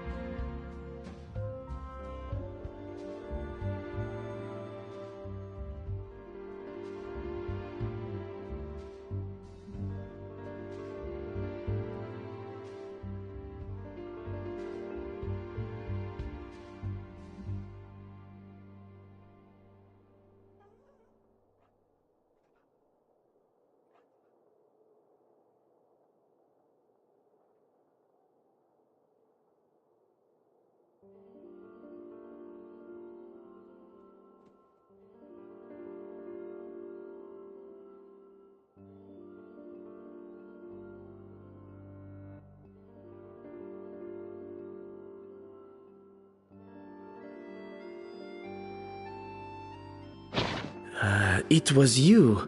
You let the Lumaline through, didn't you? It sounds like a threat letter. Does this mean that Savannah was responsible for the safety incident? And not Monica after all? Retrieve the Codex by any means necessary. So the cooking contest and the cheating. Someone else was behind her pulling the strings? She's keeping the true recipe to herself. Ugh, this is all such a mess. Paimon needs a second to process this. First, we thought that Savannah forced Monica to cheat in the cooking contest. But now, it turns out that someone else forced Savannah to force Monica to cheat?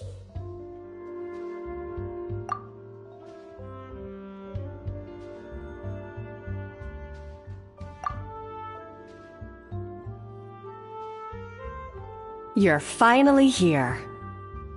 Of course. I should have put two and two together as soon as I read your threat letter. The food safety incident, the demand for a cooking contest, the instruction to blackmail Monica, even the suggestion that Escoffier was keeping secrets from me. It was all part of your grand plan, wasn't it, Monica?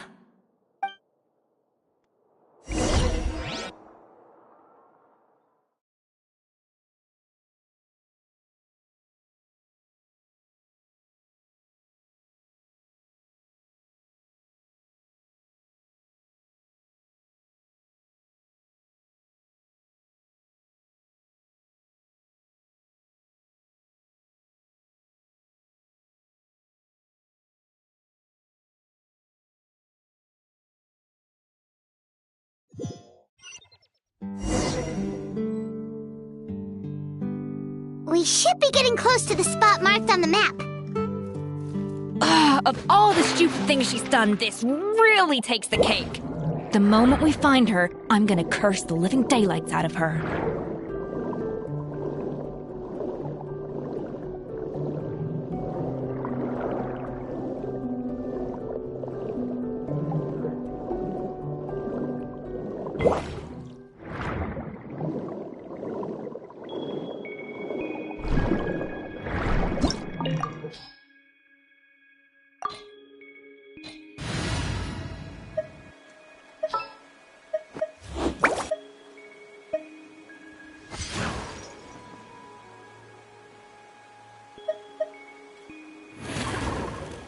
No need to fret. I shall handle this.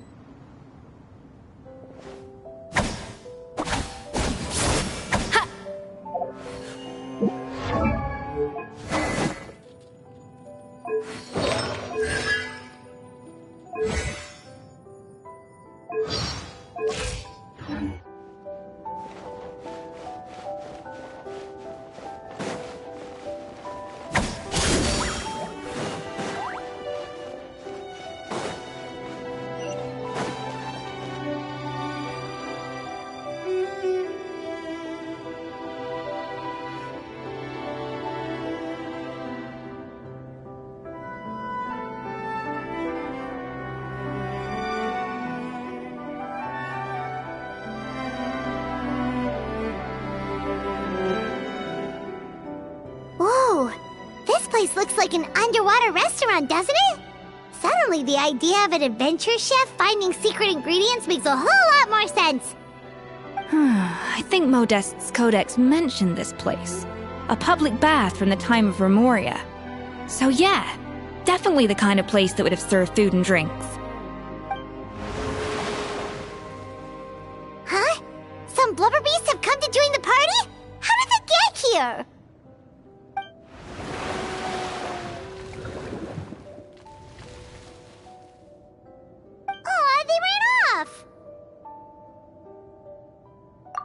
That could be easier said than done. Something's blocking the entrance. Well, did Modeste mention it in his adventure logs by any chance? They must have gotten through somehow. Good point. Yes, that's right. It's coming back to me now. We prepared a banquet for our shy little guests, and as the food flowed away on the current, they broke into a joyous chorus, and the path opened to us. We have to feed the blubber beasts? With what? There's nothing here besides rocks, romaritime flowers, and lumitoile. See, this is why you should always bring snacks. You never know when you're gonna need them. Now we have to head all the way back to shore and grab some. There is no time for that. Romaritime flowers and lumitoile will have to do. They may not look appetizing to us, but who knows? They could be blubber beast delicacies. Wait, we're seriously gonna try this?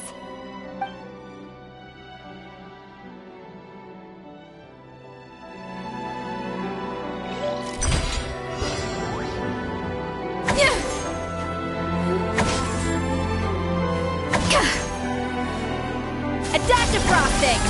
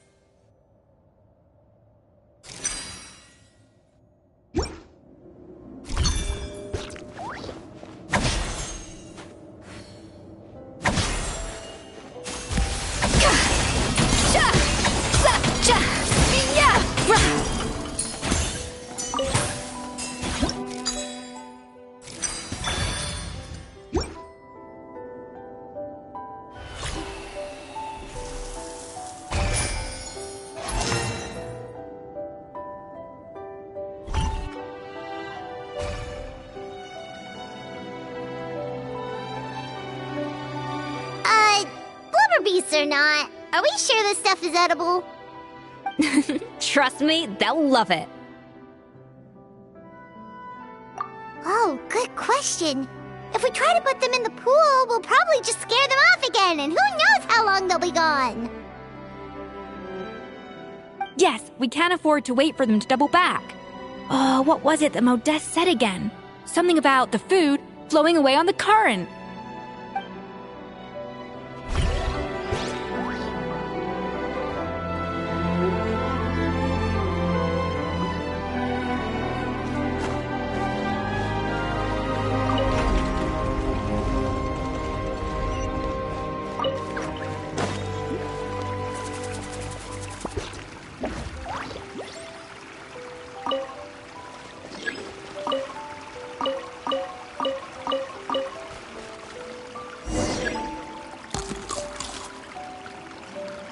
Wow, it's really singing! It must taste better than Paimon thought!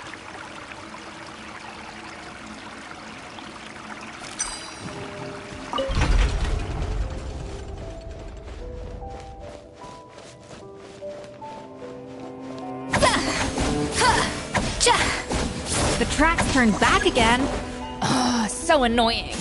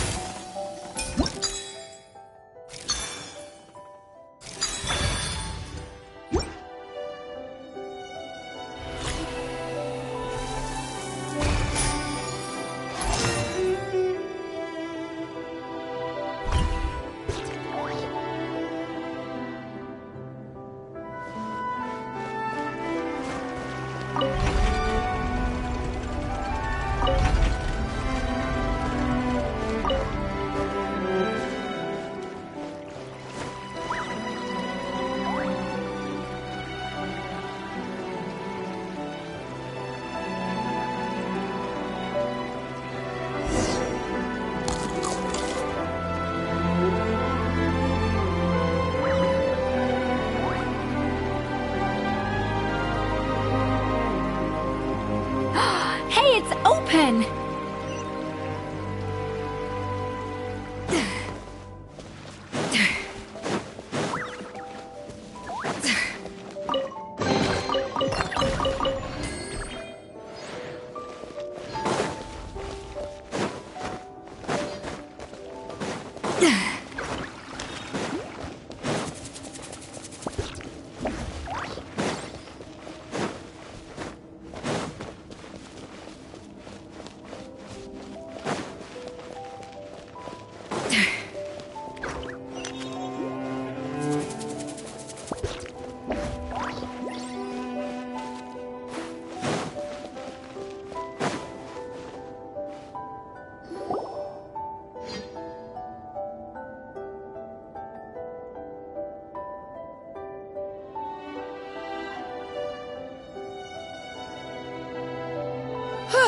Hey, give me your water. Here. I said your water, the one you just drank out of? Sure.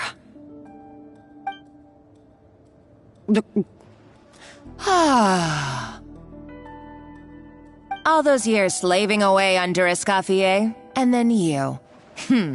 Today, it's finally paying off. Not only have I found the ruin that Savelli kept hidden, but I also get to boss you around like my little lapdog. Hey, go scout ahead for me. If we need to do any more blast tunneling, I want to know where to lay the explosives. Did you not hear me? Get going. Why don't you do it yourself? Oh, when did you learn to fight back? You're always so compliant when I give you instructions by letter. That's because you threatened to expose me for the Lumiline incident. I swear, if I'd known what you were planning, I'd never have... Ha! Don't be so self-righteous. Admit it, you've always been jealous of Escoffier. That's why you lapped up everything I told you. You were terrified of her finding out about your part in the Lumiline incident, and you resented the way her reputation hung over you. So you jumped at the chance to convince yourself that she was the villain, that she deliberately hid her secret recipes from you just to hold you back. It was the only excuse you needed to justify getting back at her. First, idolization, then jealousy, suspicion, and self-deception. That's what this comes down to. It was the same story with Savelli and my ancestor. He offered Modeste his friendship only to murder him out of vanity. He promised to explore the world with him, only to later destroy all records of their adventures. It's a miracle I even found this place. You have no idea the countless hours I spent piecing it all together. So you see, you're no better than Savelli. If you can't beat him, betray him, right? I am no Savelli, nor will I ever be. Oh, put a lid on it. You really think you can absolve yourself of your vindictive and jealous behavior now? Just because you finally realized that Escoffier never kept any secrets from you? You didn't show any remorse when she left, or in the cooking contest. Why start now? You have no right to redemption. You're right. I don't deserve her forgiveness. But I am done being bullied into submission by you! Ooh, feisty. But you should watch your tone. Talking to me like that could get you in big trouble. I somehow doubt that. Since I poisoned both our water bottles. What? Ever since I learned the truth, I've been biding my time, waiting for this moment. You've played me like a fiddle for so long, and now this is payback! But you drank it too! It's what we both deserve. This is the price we must pay for betraying Escoffier. You'll die here with me, Monica! You.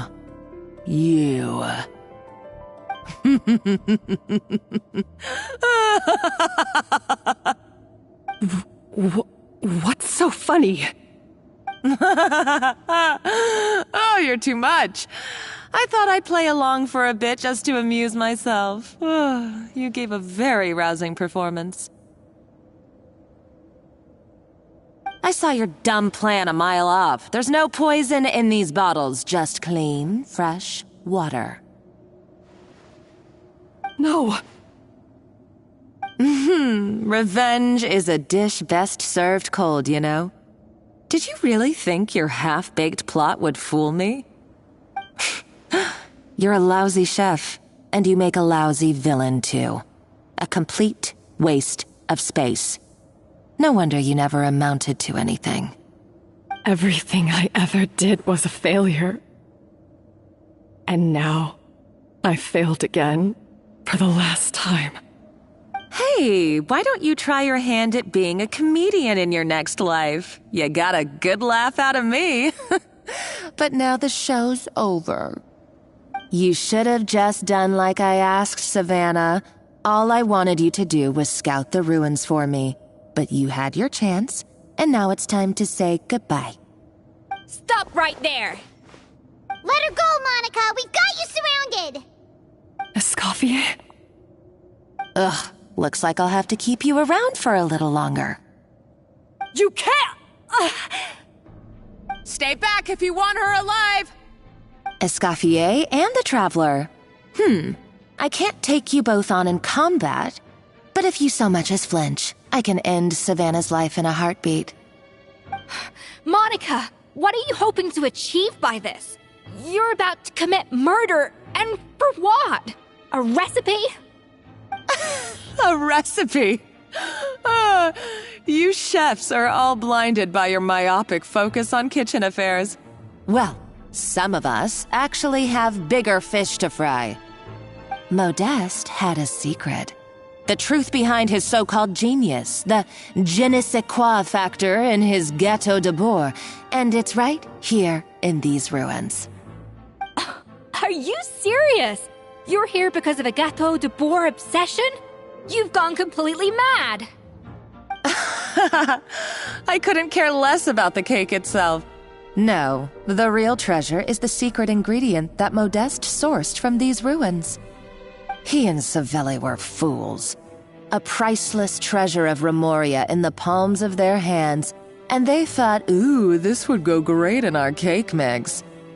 We're talking about a powerful stimulant that also sharpens the senses. That's no cooking ingredient. It's a groundbreaking drug. That's right, I've done my research. It was a drug that Remoria developed for their war machine.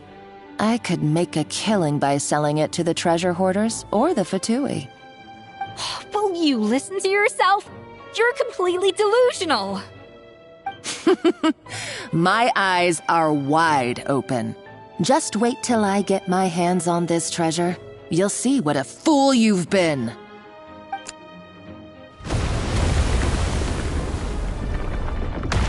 Wait, what's that sound? Just when I thought she couldn't get any crazier. She's lucky the whole place didn't collapse. Uh-oh, Savannah's gone too! Monica must have taken her. Oh, what a coward. She's only taken her hostage because she knows that she's no match for you. That's true. Even if she finds the treasure, she'll need Savannah alive if she wants to get out of here in one piece. Oh, well, our path's been blocked, so let's look for another route.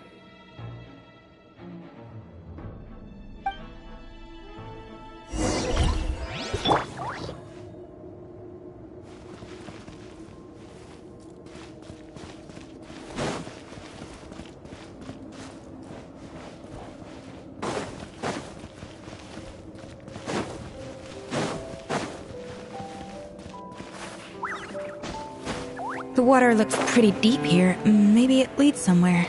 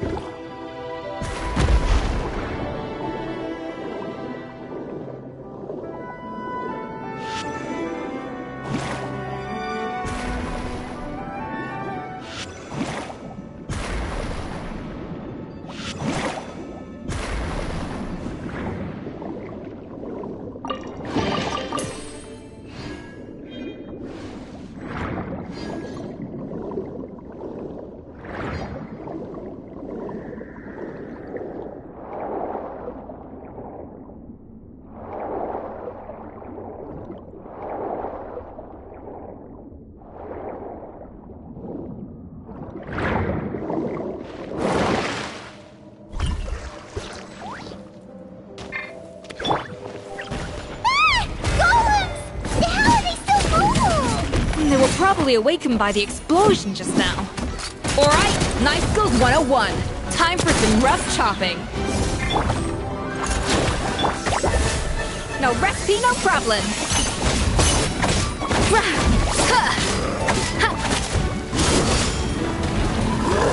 A little amuse-bouche.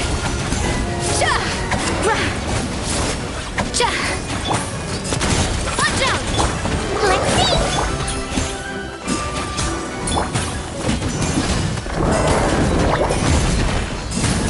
Hey there!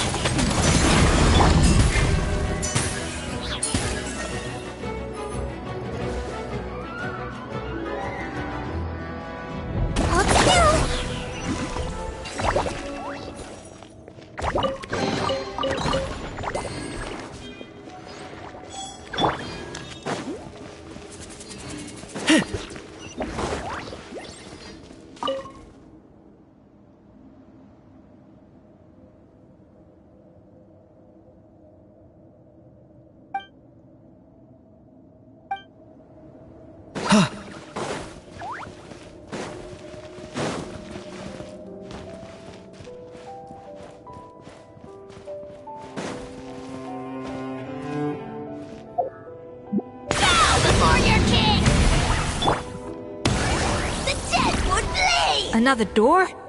Guess we need to prepare another feast for our guests.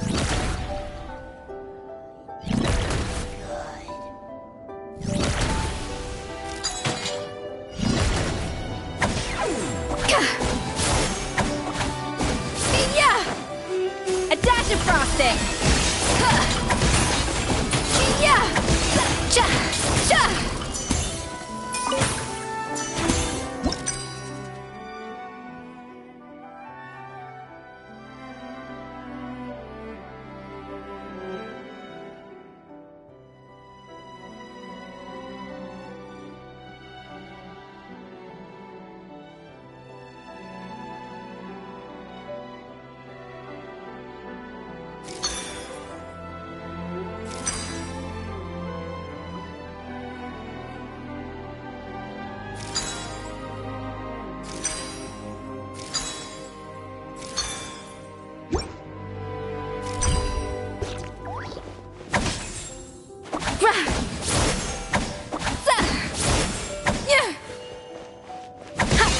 Off to the freezer!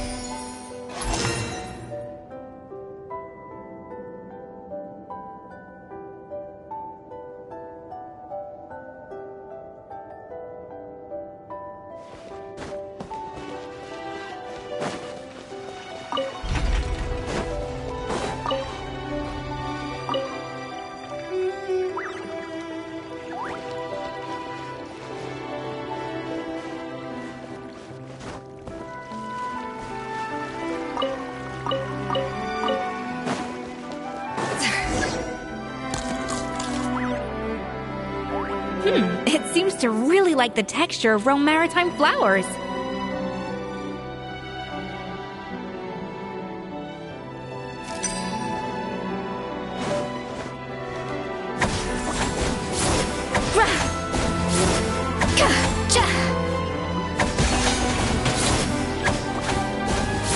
A little amuse-bouche!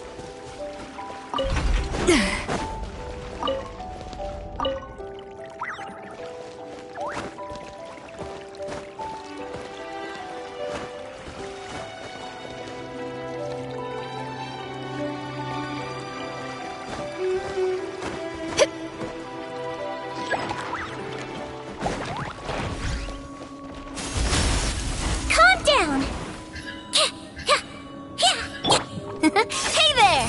Target acquired.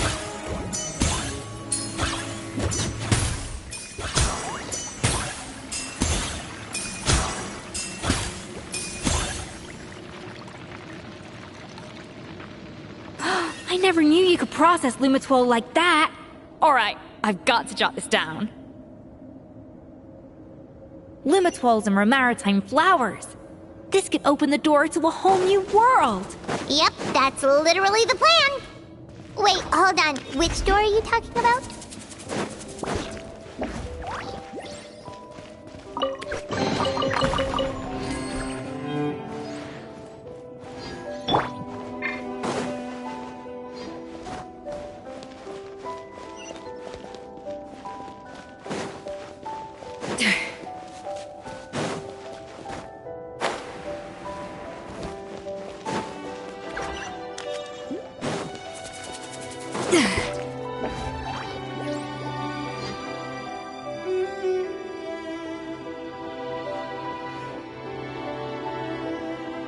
That's strange.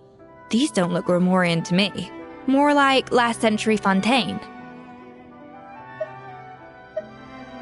Adventurers from last century Fontaine, huh? Oh, Modeste and Savelli, do you think they camped here? By the looks of it, this was a one-person camp. They adventured together, but maybe one of them came back alone at a later date. Huh, you really think so? Trust our adventurers' instincts. We're pros at this stuff, just like you're a pro in the kitchen.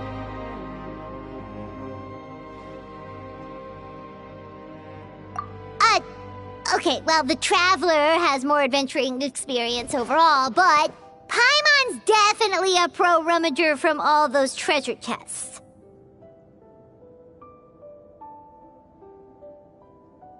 Darn it! Paimon was just about to show off her rummaging skills!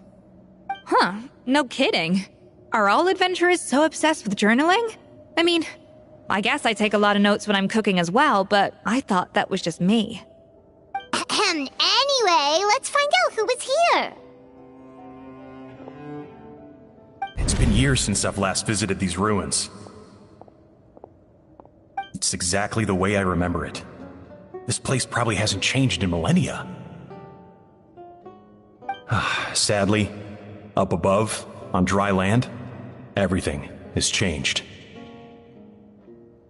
The Treasure of Remoria. That's what we used to call it. Modeste was right about its potential. It turned Gateau de Bourg into a national sensation. Our limited stock of the substance meant that the Gateau could only be produced on a small scale, but this only drove up the popularity all the more. Modeste was right about that too. He predicted all of it. He was praised as a genius, while I, as the one person who'd ever disagreed with him, was labeled a talentless fool. Modeste tried his best to console me, but I knew better than anyone just how great the gulf was between us. Our conversations grew scarce, and we saw less and less of each other. I didn't fight it. He had new friends and a career of his own. Why invite further disdain by inserting myself where I did not belong? I told myself that maybe one day, when I finally created a masterpiece of my own, I'd be able to face him without shame. Or maybe one day, when I've put these feelings of self-loathing behind me, I'd be able to ask him with a smile on my face, how about we go on one more adventure, for old time's sake? Unfortunately, that day will never come. So it was Savelli. From the sounds of it, he came back after Modeste had already died. I always thought it was just a legend.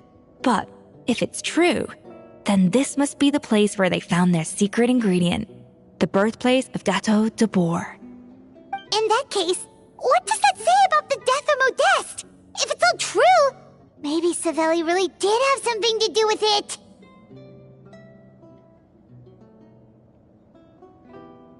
The taste of Gateau de Bourg has changed. Modeste was convinced of this, even though everyone swore they couldn't tell. Being the perfectionist that he was, he refused to accept even the slightest flaw in his work. He stopped all sales of the product, locked himself away in the kitchen, and worked day and night, vowing to find out where he had gone wrong. But as he baked and taste tested over and over again, he found he only strayed further and further from the original taste. It was only when he was sipping on coffee one day and realized he could not taste the bitterness that the truth finally dawned on him. What had changed was not the Gateau, but his sense of taste. The Treasure of Remoria stimulates the senses, taste included, and invigorates the spirit. In the short term, it offers people the ultimate gourmet experience, but in the long term, it dulls their senses entirely.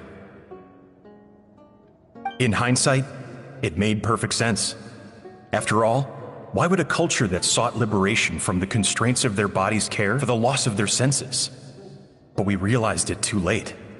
We were just too late.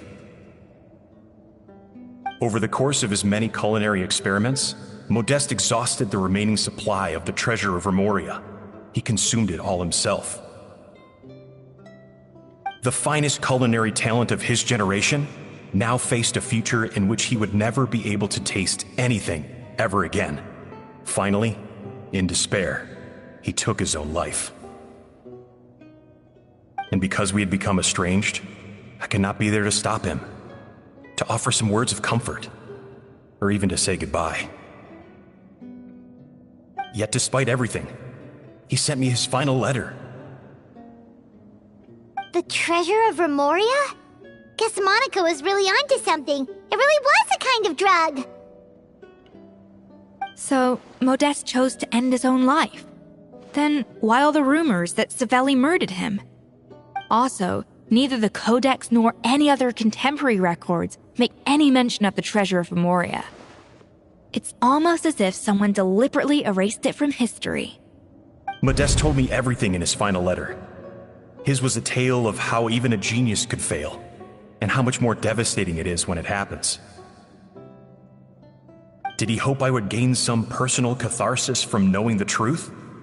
Or maybe he wished for me to warn the public about the dangers of Gateau de Bourg, proving that I had been right all along. But if the public ever learned how Modeste's greatest triumph became his undoing, his fall from grace would be swift and merciless. 1 minute a genius, the next a joke.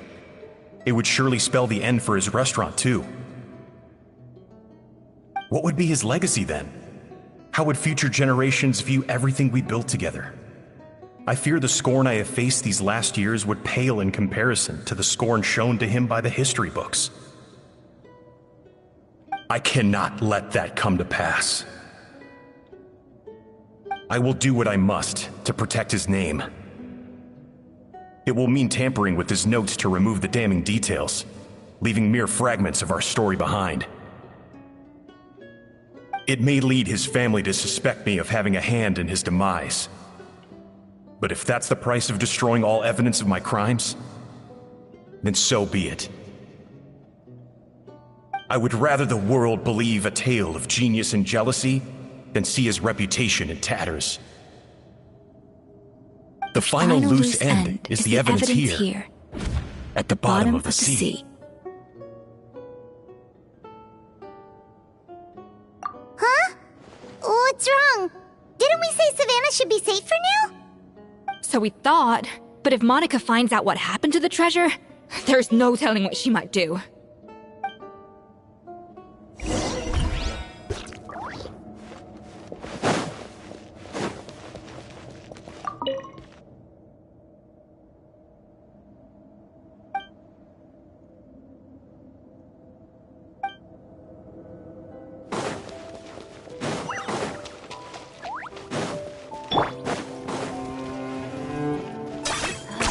You really are.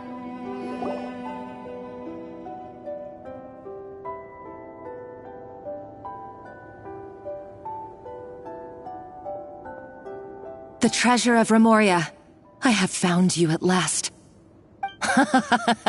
Savelli, you tried your best to bury the truth, but you underestimated the children of Modeste. Some fragments of his diary escaped your clutches, and we have held on to them for generations. But I have to thank you too, Savannah. Without your help retrieving the Codex, and with it the last piece of the puzzle, I may never have found this place. But now, finally, the secret to Remoria's military might is within my grasp. The treasure of Remoria is mine!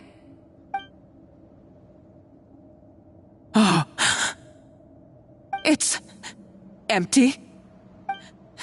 It's empty! Monica? Oh, we were seconds too late. Escoffier? What's the deal with that jar? Savelli's final act! He wanted to conceal the secret of the treasure forevermore and make sure it would never harm anyone again. So he came here after his friend's death and destroyed every last shred that remained. This can't be happening. All the years I spent piecing together the truth. All my painstaking planning. All that for an empty jar? Monica, don't do anything stupid. This ruin is more dangerous than you realize. Oh, shut your pie hole! Praise be to Lord Remus. You barbarians shall be slain.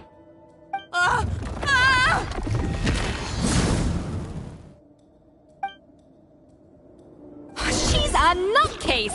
A liability to herself and everyone else. Well, now it's up to us to clean up the mess she's made. Take these golems out! I swear, it's for medical research.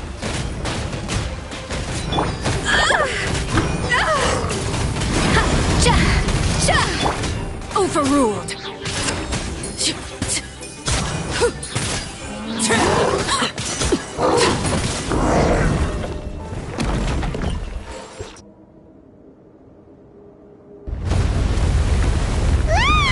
Why is this place still shaking?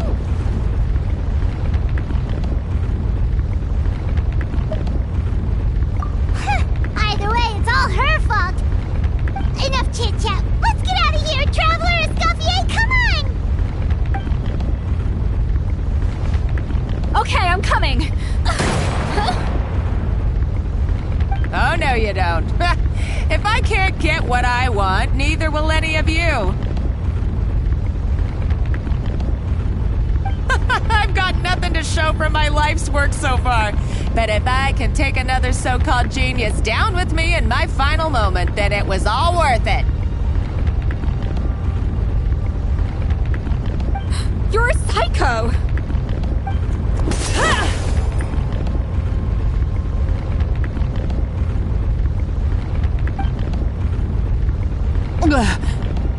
Savannah?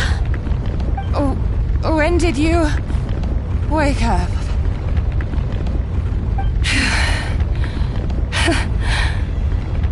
I may be a lousy chef, but it looks like I'm not a complete waste of space.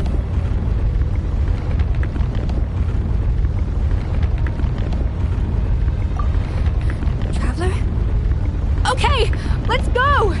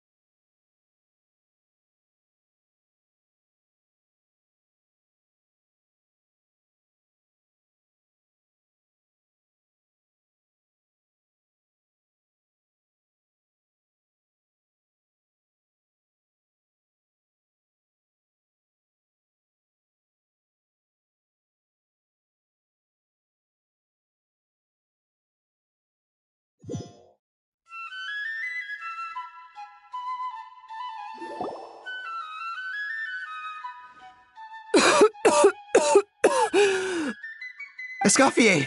Savannah! Traveler! And Paimon! Venejem! What are you all doing here? What did you expect us to do? Stay at the restaurant and sit on our merry derrieres? While the Traveler and Escoffier were out here risking their lives? We had to do something, even though that something ended up being, well, waiting for you here instead. I don't deserve any of you. And I certainly don't deserve to be your head chef. It was my fault Escoffier had to leave.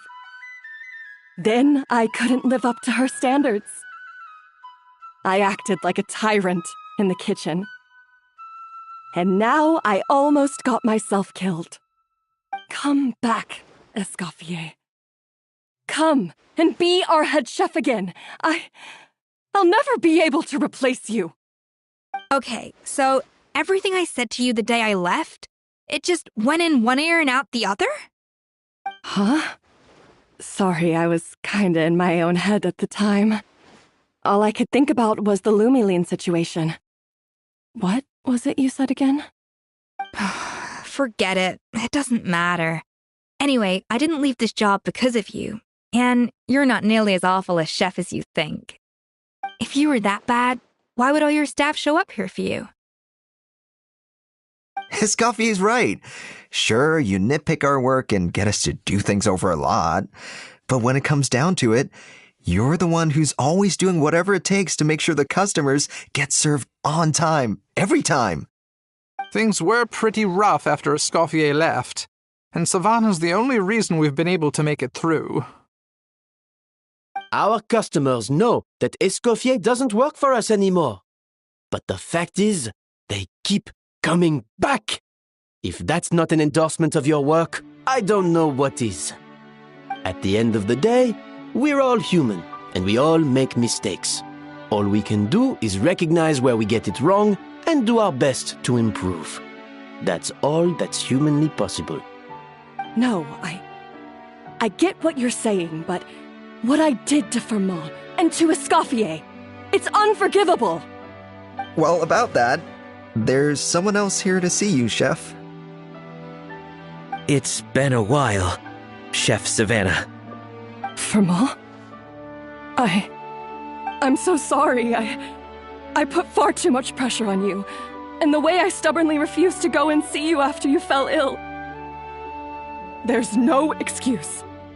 But I'm too late, aren't I? The damage is done.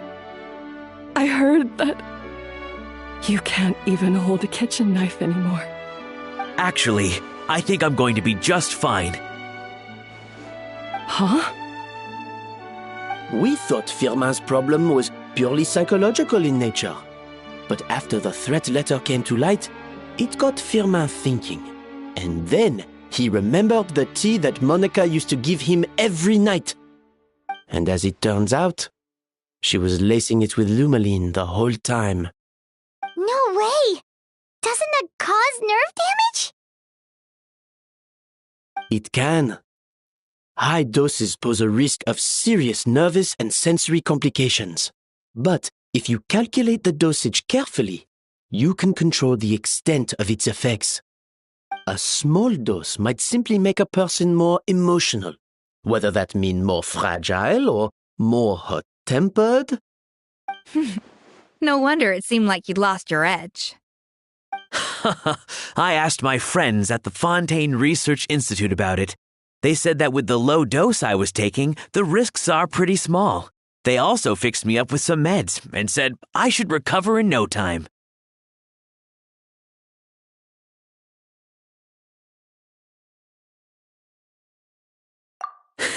Well, that's what happens when you give someone a little bit of hope to cling on to. There's more. We believe that Firmin was likely not Monica's only victim. You mean she poisoned me too? Oh, so that's why Savannah's been so irritable this whole time! Let's not be too quick to blame everything on the Lumiline. That stuff can only amplify what's already there.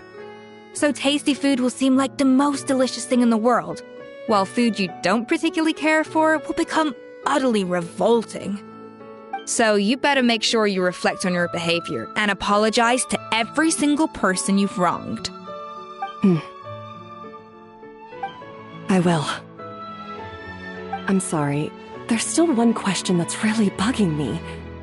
Why is it that no matter what I do, my Gâteau de Bourg never tastes the same as yours? Is it just...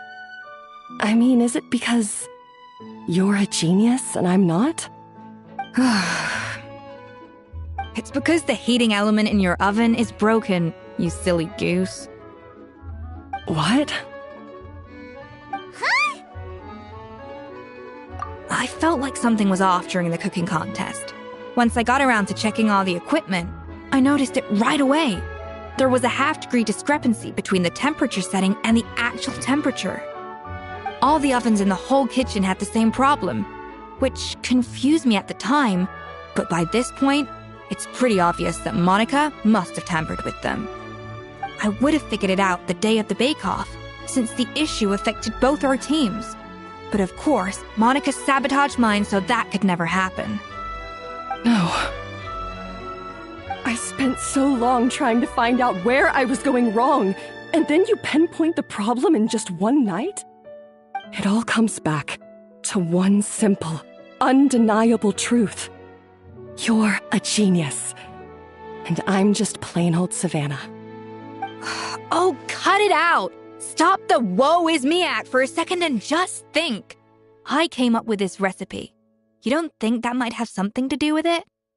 Do you know how long I spent perfecting my Gâteau de Bourg? 3 years! 3 whole years! I know this dish inside out, back to front and upside down. And you've been head chef now for what, 6 months? If that? A couple hundred failed attempts, and you're gonna throw in the kitchen towel and declare you'll never be successful because you're not a genius. You clearly have no idea how many kitchen failures I've had under my belt, or just how long it took me to finally get my recipe to a level I was satisfied with. Genius or not, everyone makes mistakes. Modeste did, Savelli did, everyone does. You're only a lousy chef if you don't face up to your mistakes, learn from them, and then keep chipping away until you crack the problem once and for all. Surely you haven't forgotten all that. You were no lousy chef back when I handed you the reins. I haven't forgotten. And I'll make sure I never do. That's our head chef. Ha ha! Sounds like we won't need another changing of the guard in the Hôtel de Bord kitchen anytime soon. Huzzah! Aw, what a perfect ending to a crazy journey. Look how happy everyone is. So you got your mojo back now? Yeah. Thanks to you, Escoffier. In fact, no. Thanks to all of you. Aw, friends again. So nice to see them finally settle their beef.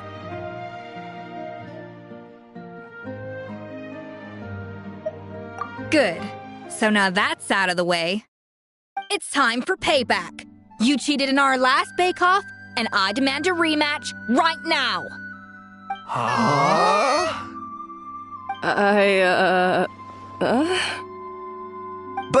But that was mostly Monica's fault, wasn't it?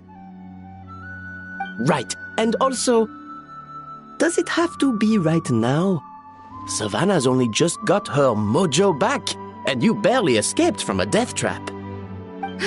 No excuses. This is a cooking contest between 2 top chefs, and nothing will stand in its way. So grab your spatula and get ready, because this rematch is happening today, right now, this instant. Hey, so, this whole time you were salty about losing?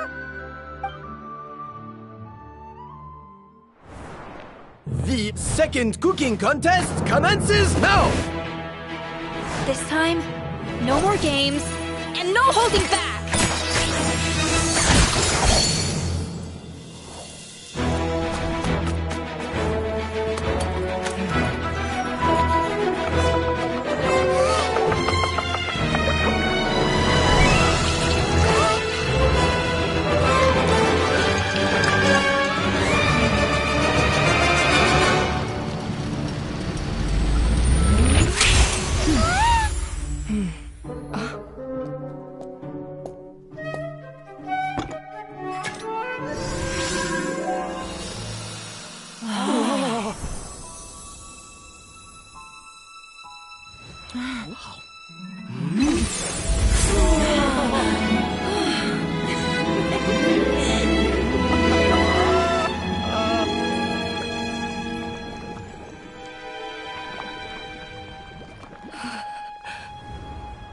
I feel like I don't have the right to be here.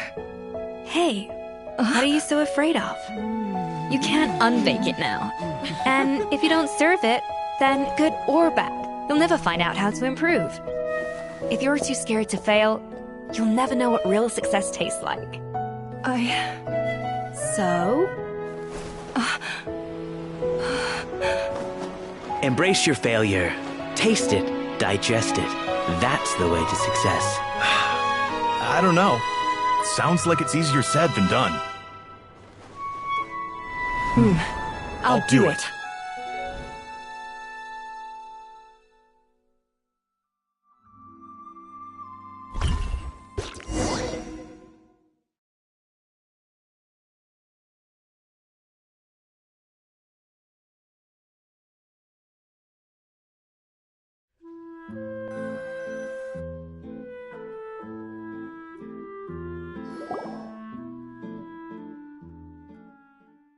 The results are in! A landslide victory for Escoffier! Quite rightly, too. Piece of cake.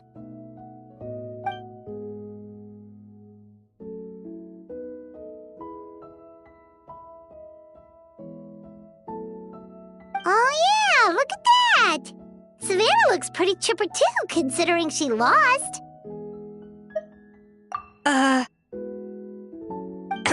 Now, where were we? Yes. Do you have any more questions for me after everything that's happened? I thought Navia would have filled you in. And actually, I said all this to Savannah before I left. Although, as we saw, I don't think any of it sank in. I had 2 reasons for leaving. One was the food safety incident, of course. But the other was that the Hotel de Boer had reached a point where it didn't need me anymore. So I decided to step down and look for new opportunities to improve myself. Improve how? Well, a while back, I got to know a fellow chef from Liyue, and in her, I saw so many new possibilities. She has that same adventurous spirit that Modeste and Sibeli had in their youth. Slime mucus, lizard tails. With her, nothing's off the table. There's a whole world of new flavors out there waiting to be explored, hiding away in ingredients we overlook. Case in point, remember those Romaritime flowers down in the ruins? I used them in the cooking contest just now. Did you taste the difference? What? Paimon didn't notice at all! Half of the art of cooking is dissecting the recipes of previous chefs and figuring out the exact constellation of elements that gave their work its signature taste. And the other half, it lies in freeing yourself from the confines of the kitchen. You've got to go out and explore the endless possibilities out there. Uh-oh. Paimon's suddenly not sure she wants to try your cooking anymore.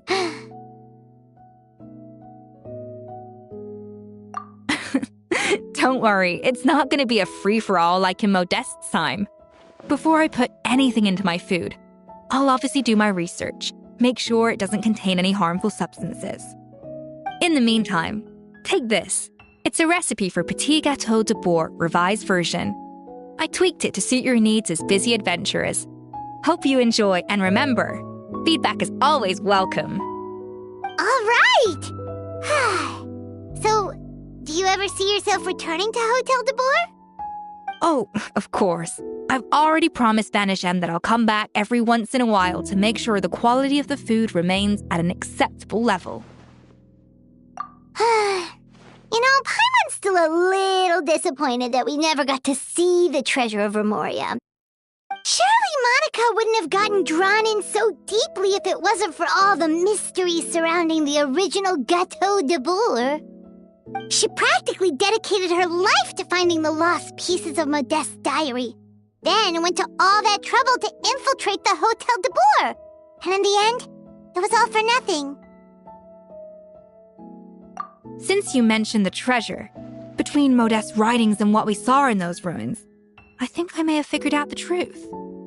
The so-called treasure of Remoria was most likely a substance that the Remorians extracted from Lumitoiles, better known to us as Lumiline.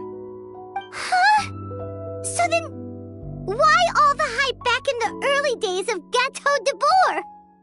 Don't forget, it was a very different era.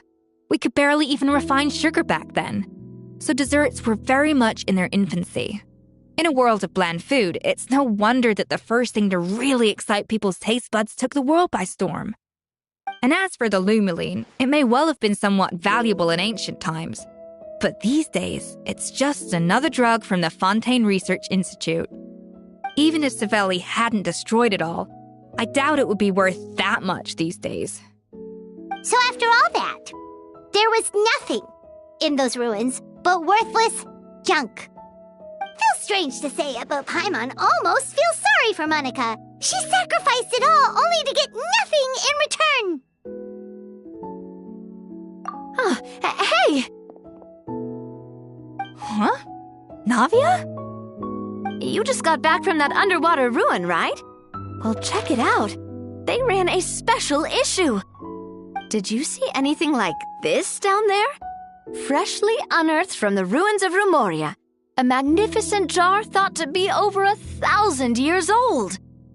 Experts say it has immense artistic and historical value. It could be worth an absolute fortune. Wait! Isn't that the jar they used to hold the treasure? If only it was still in one piece. Some butterfingers must have dropped it or something. Ugh, it's such a shame.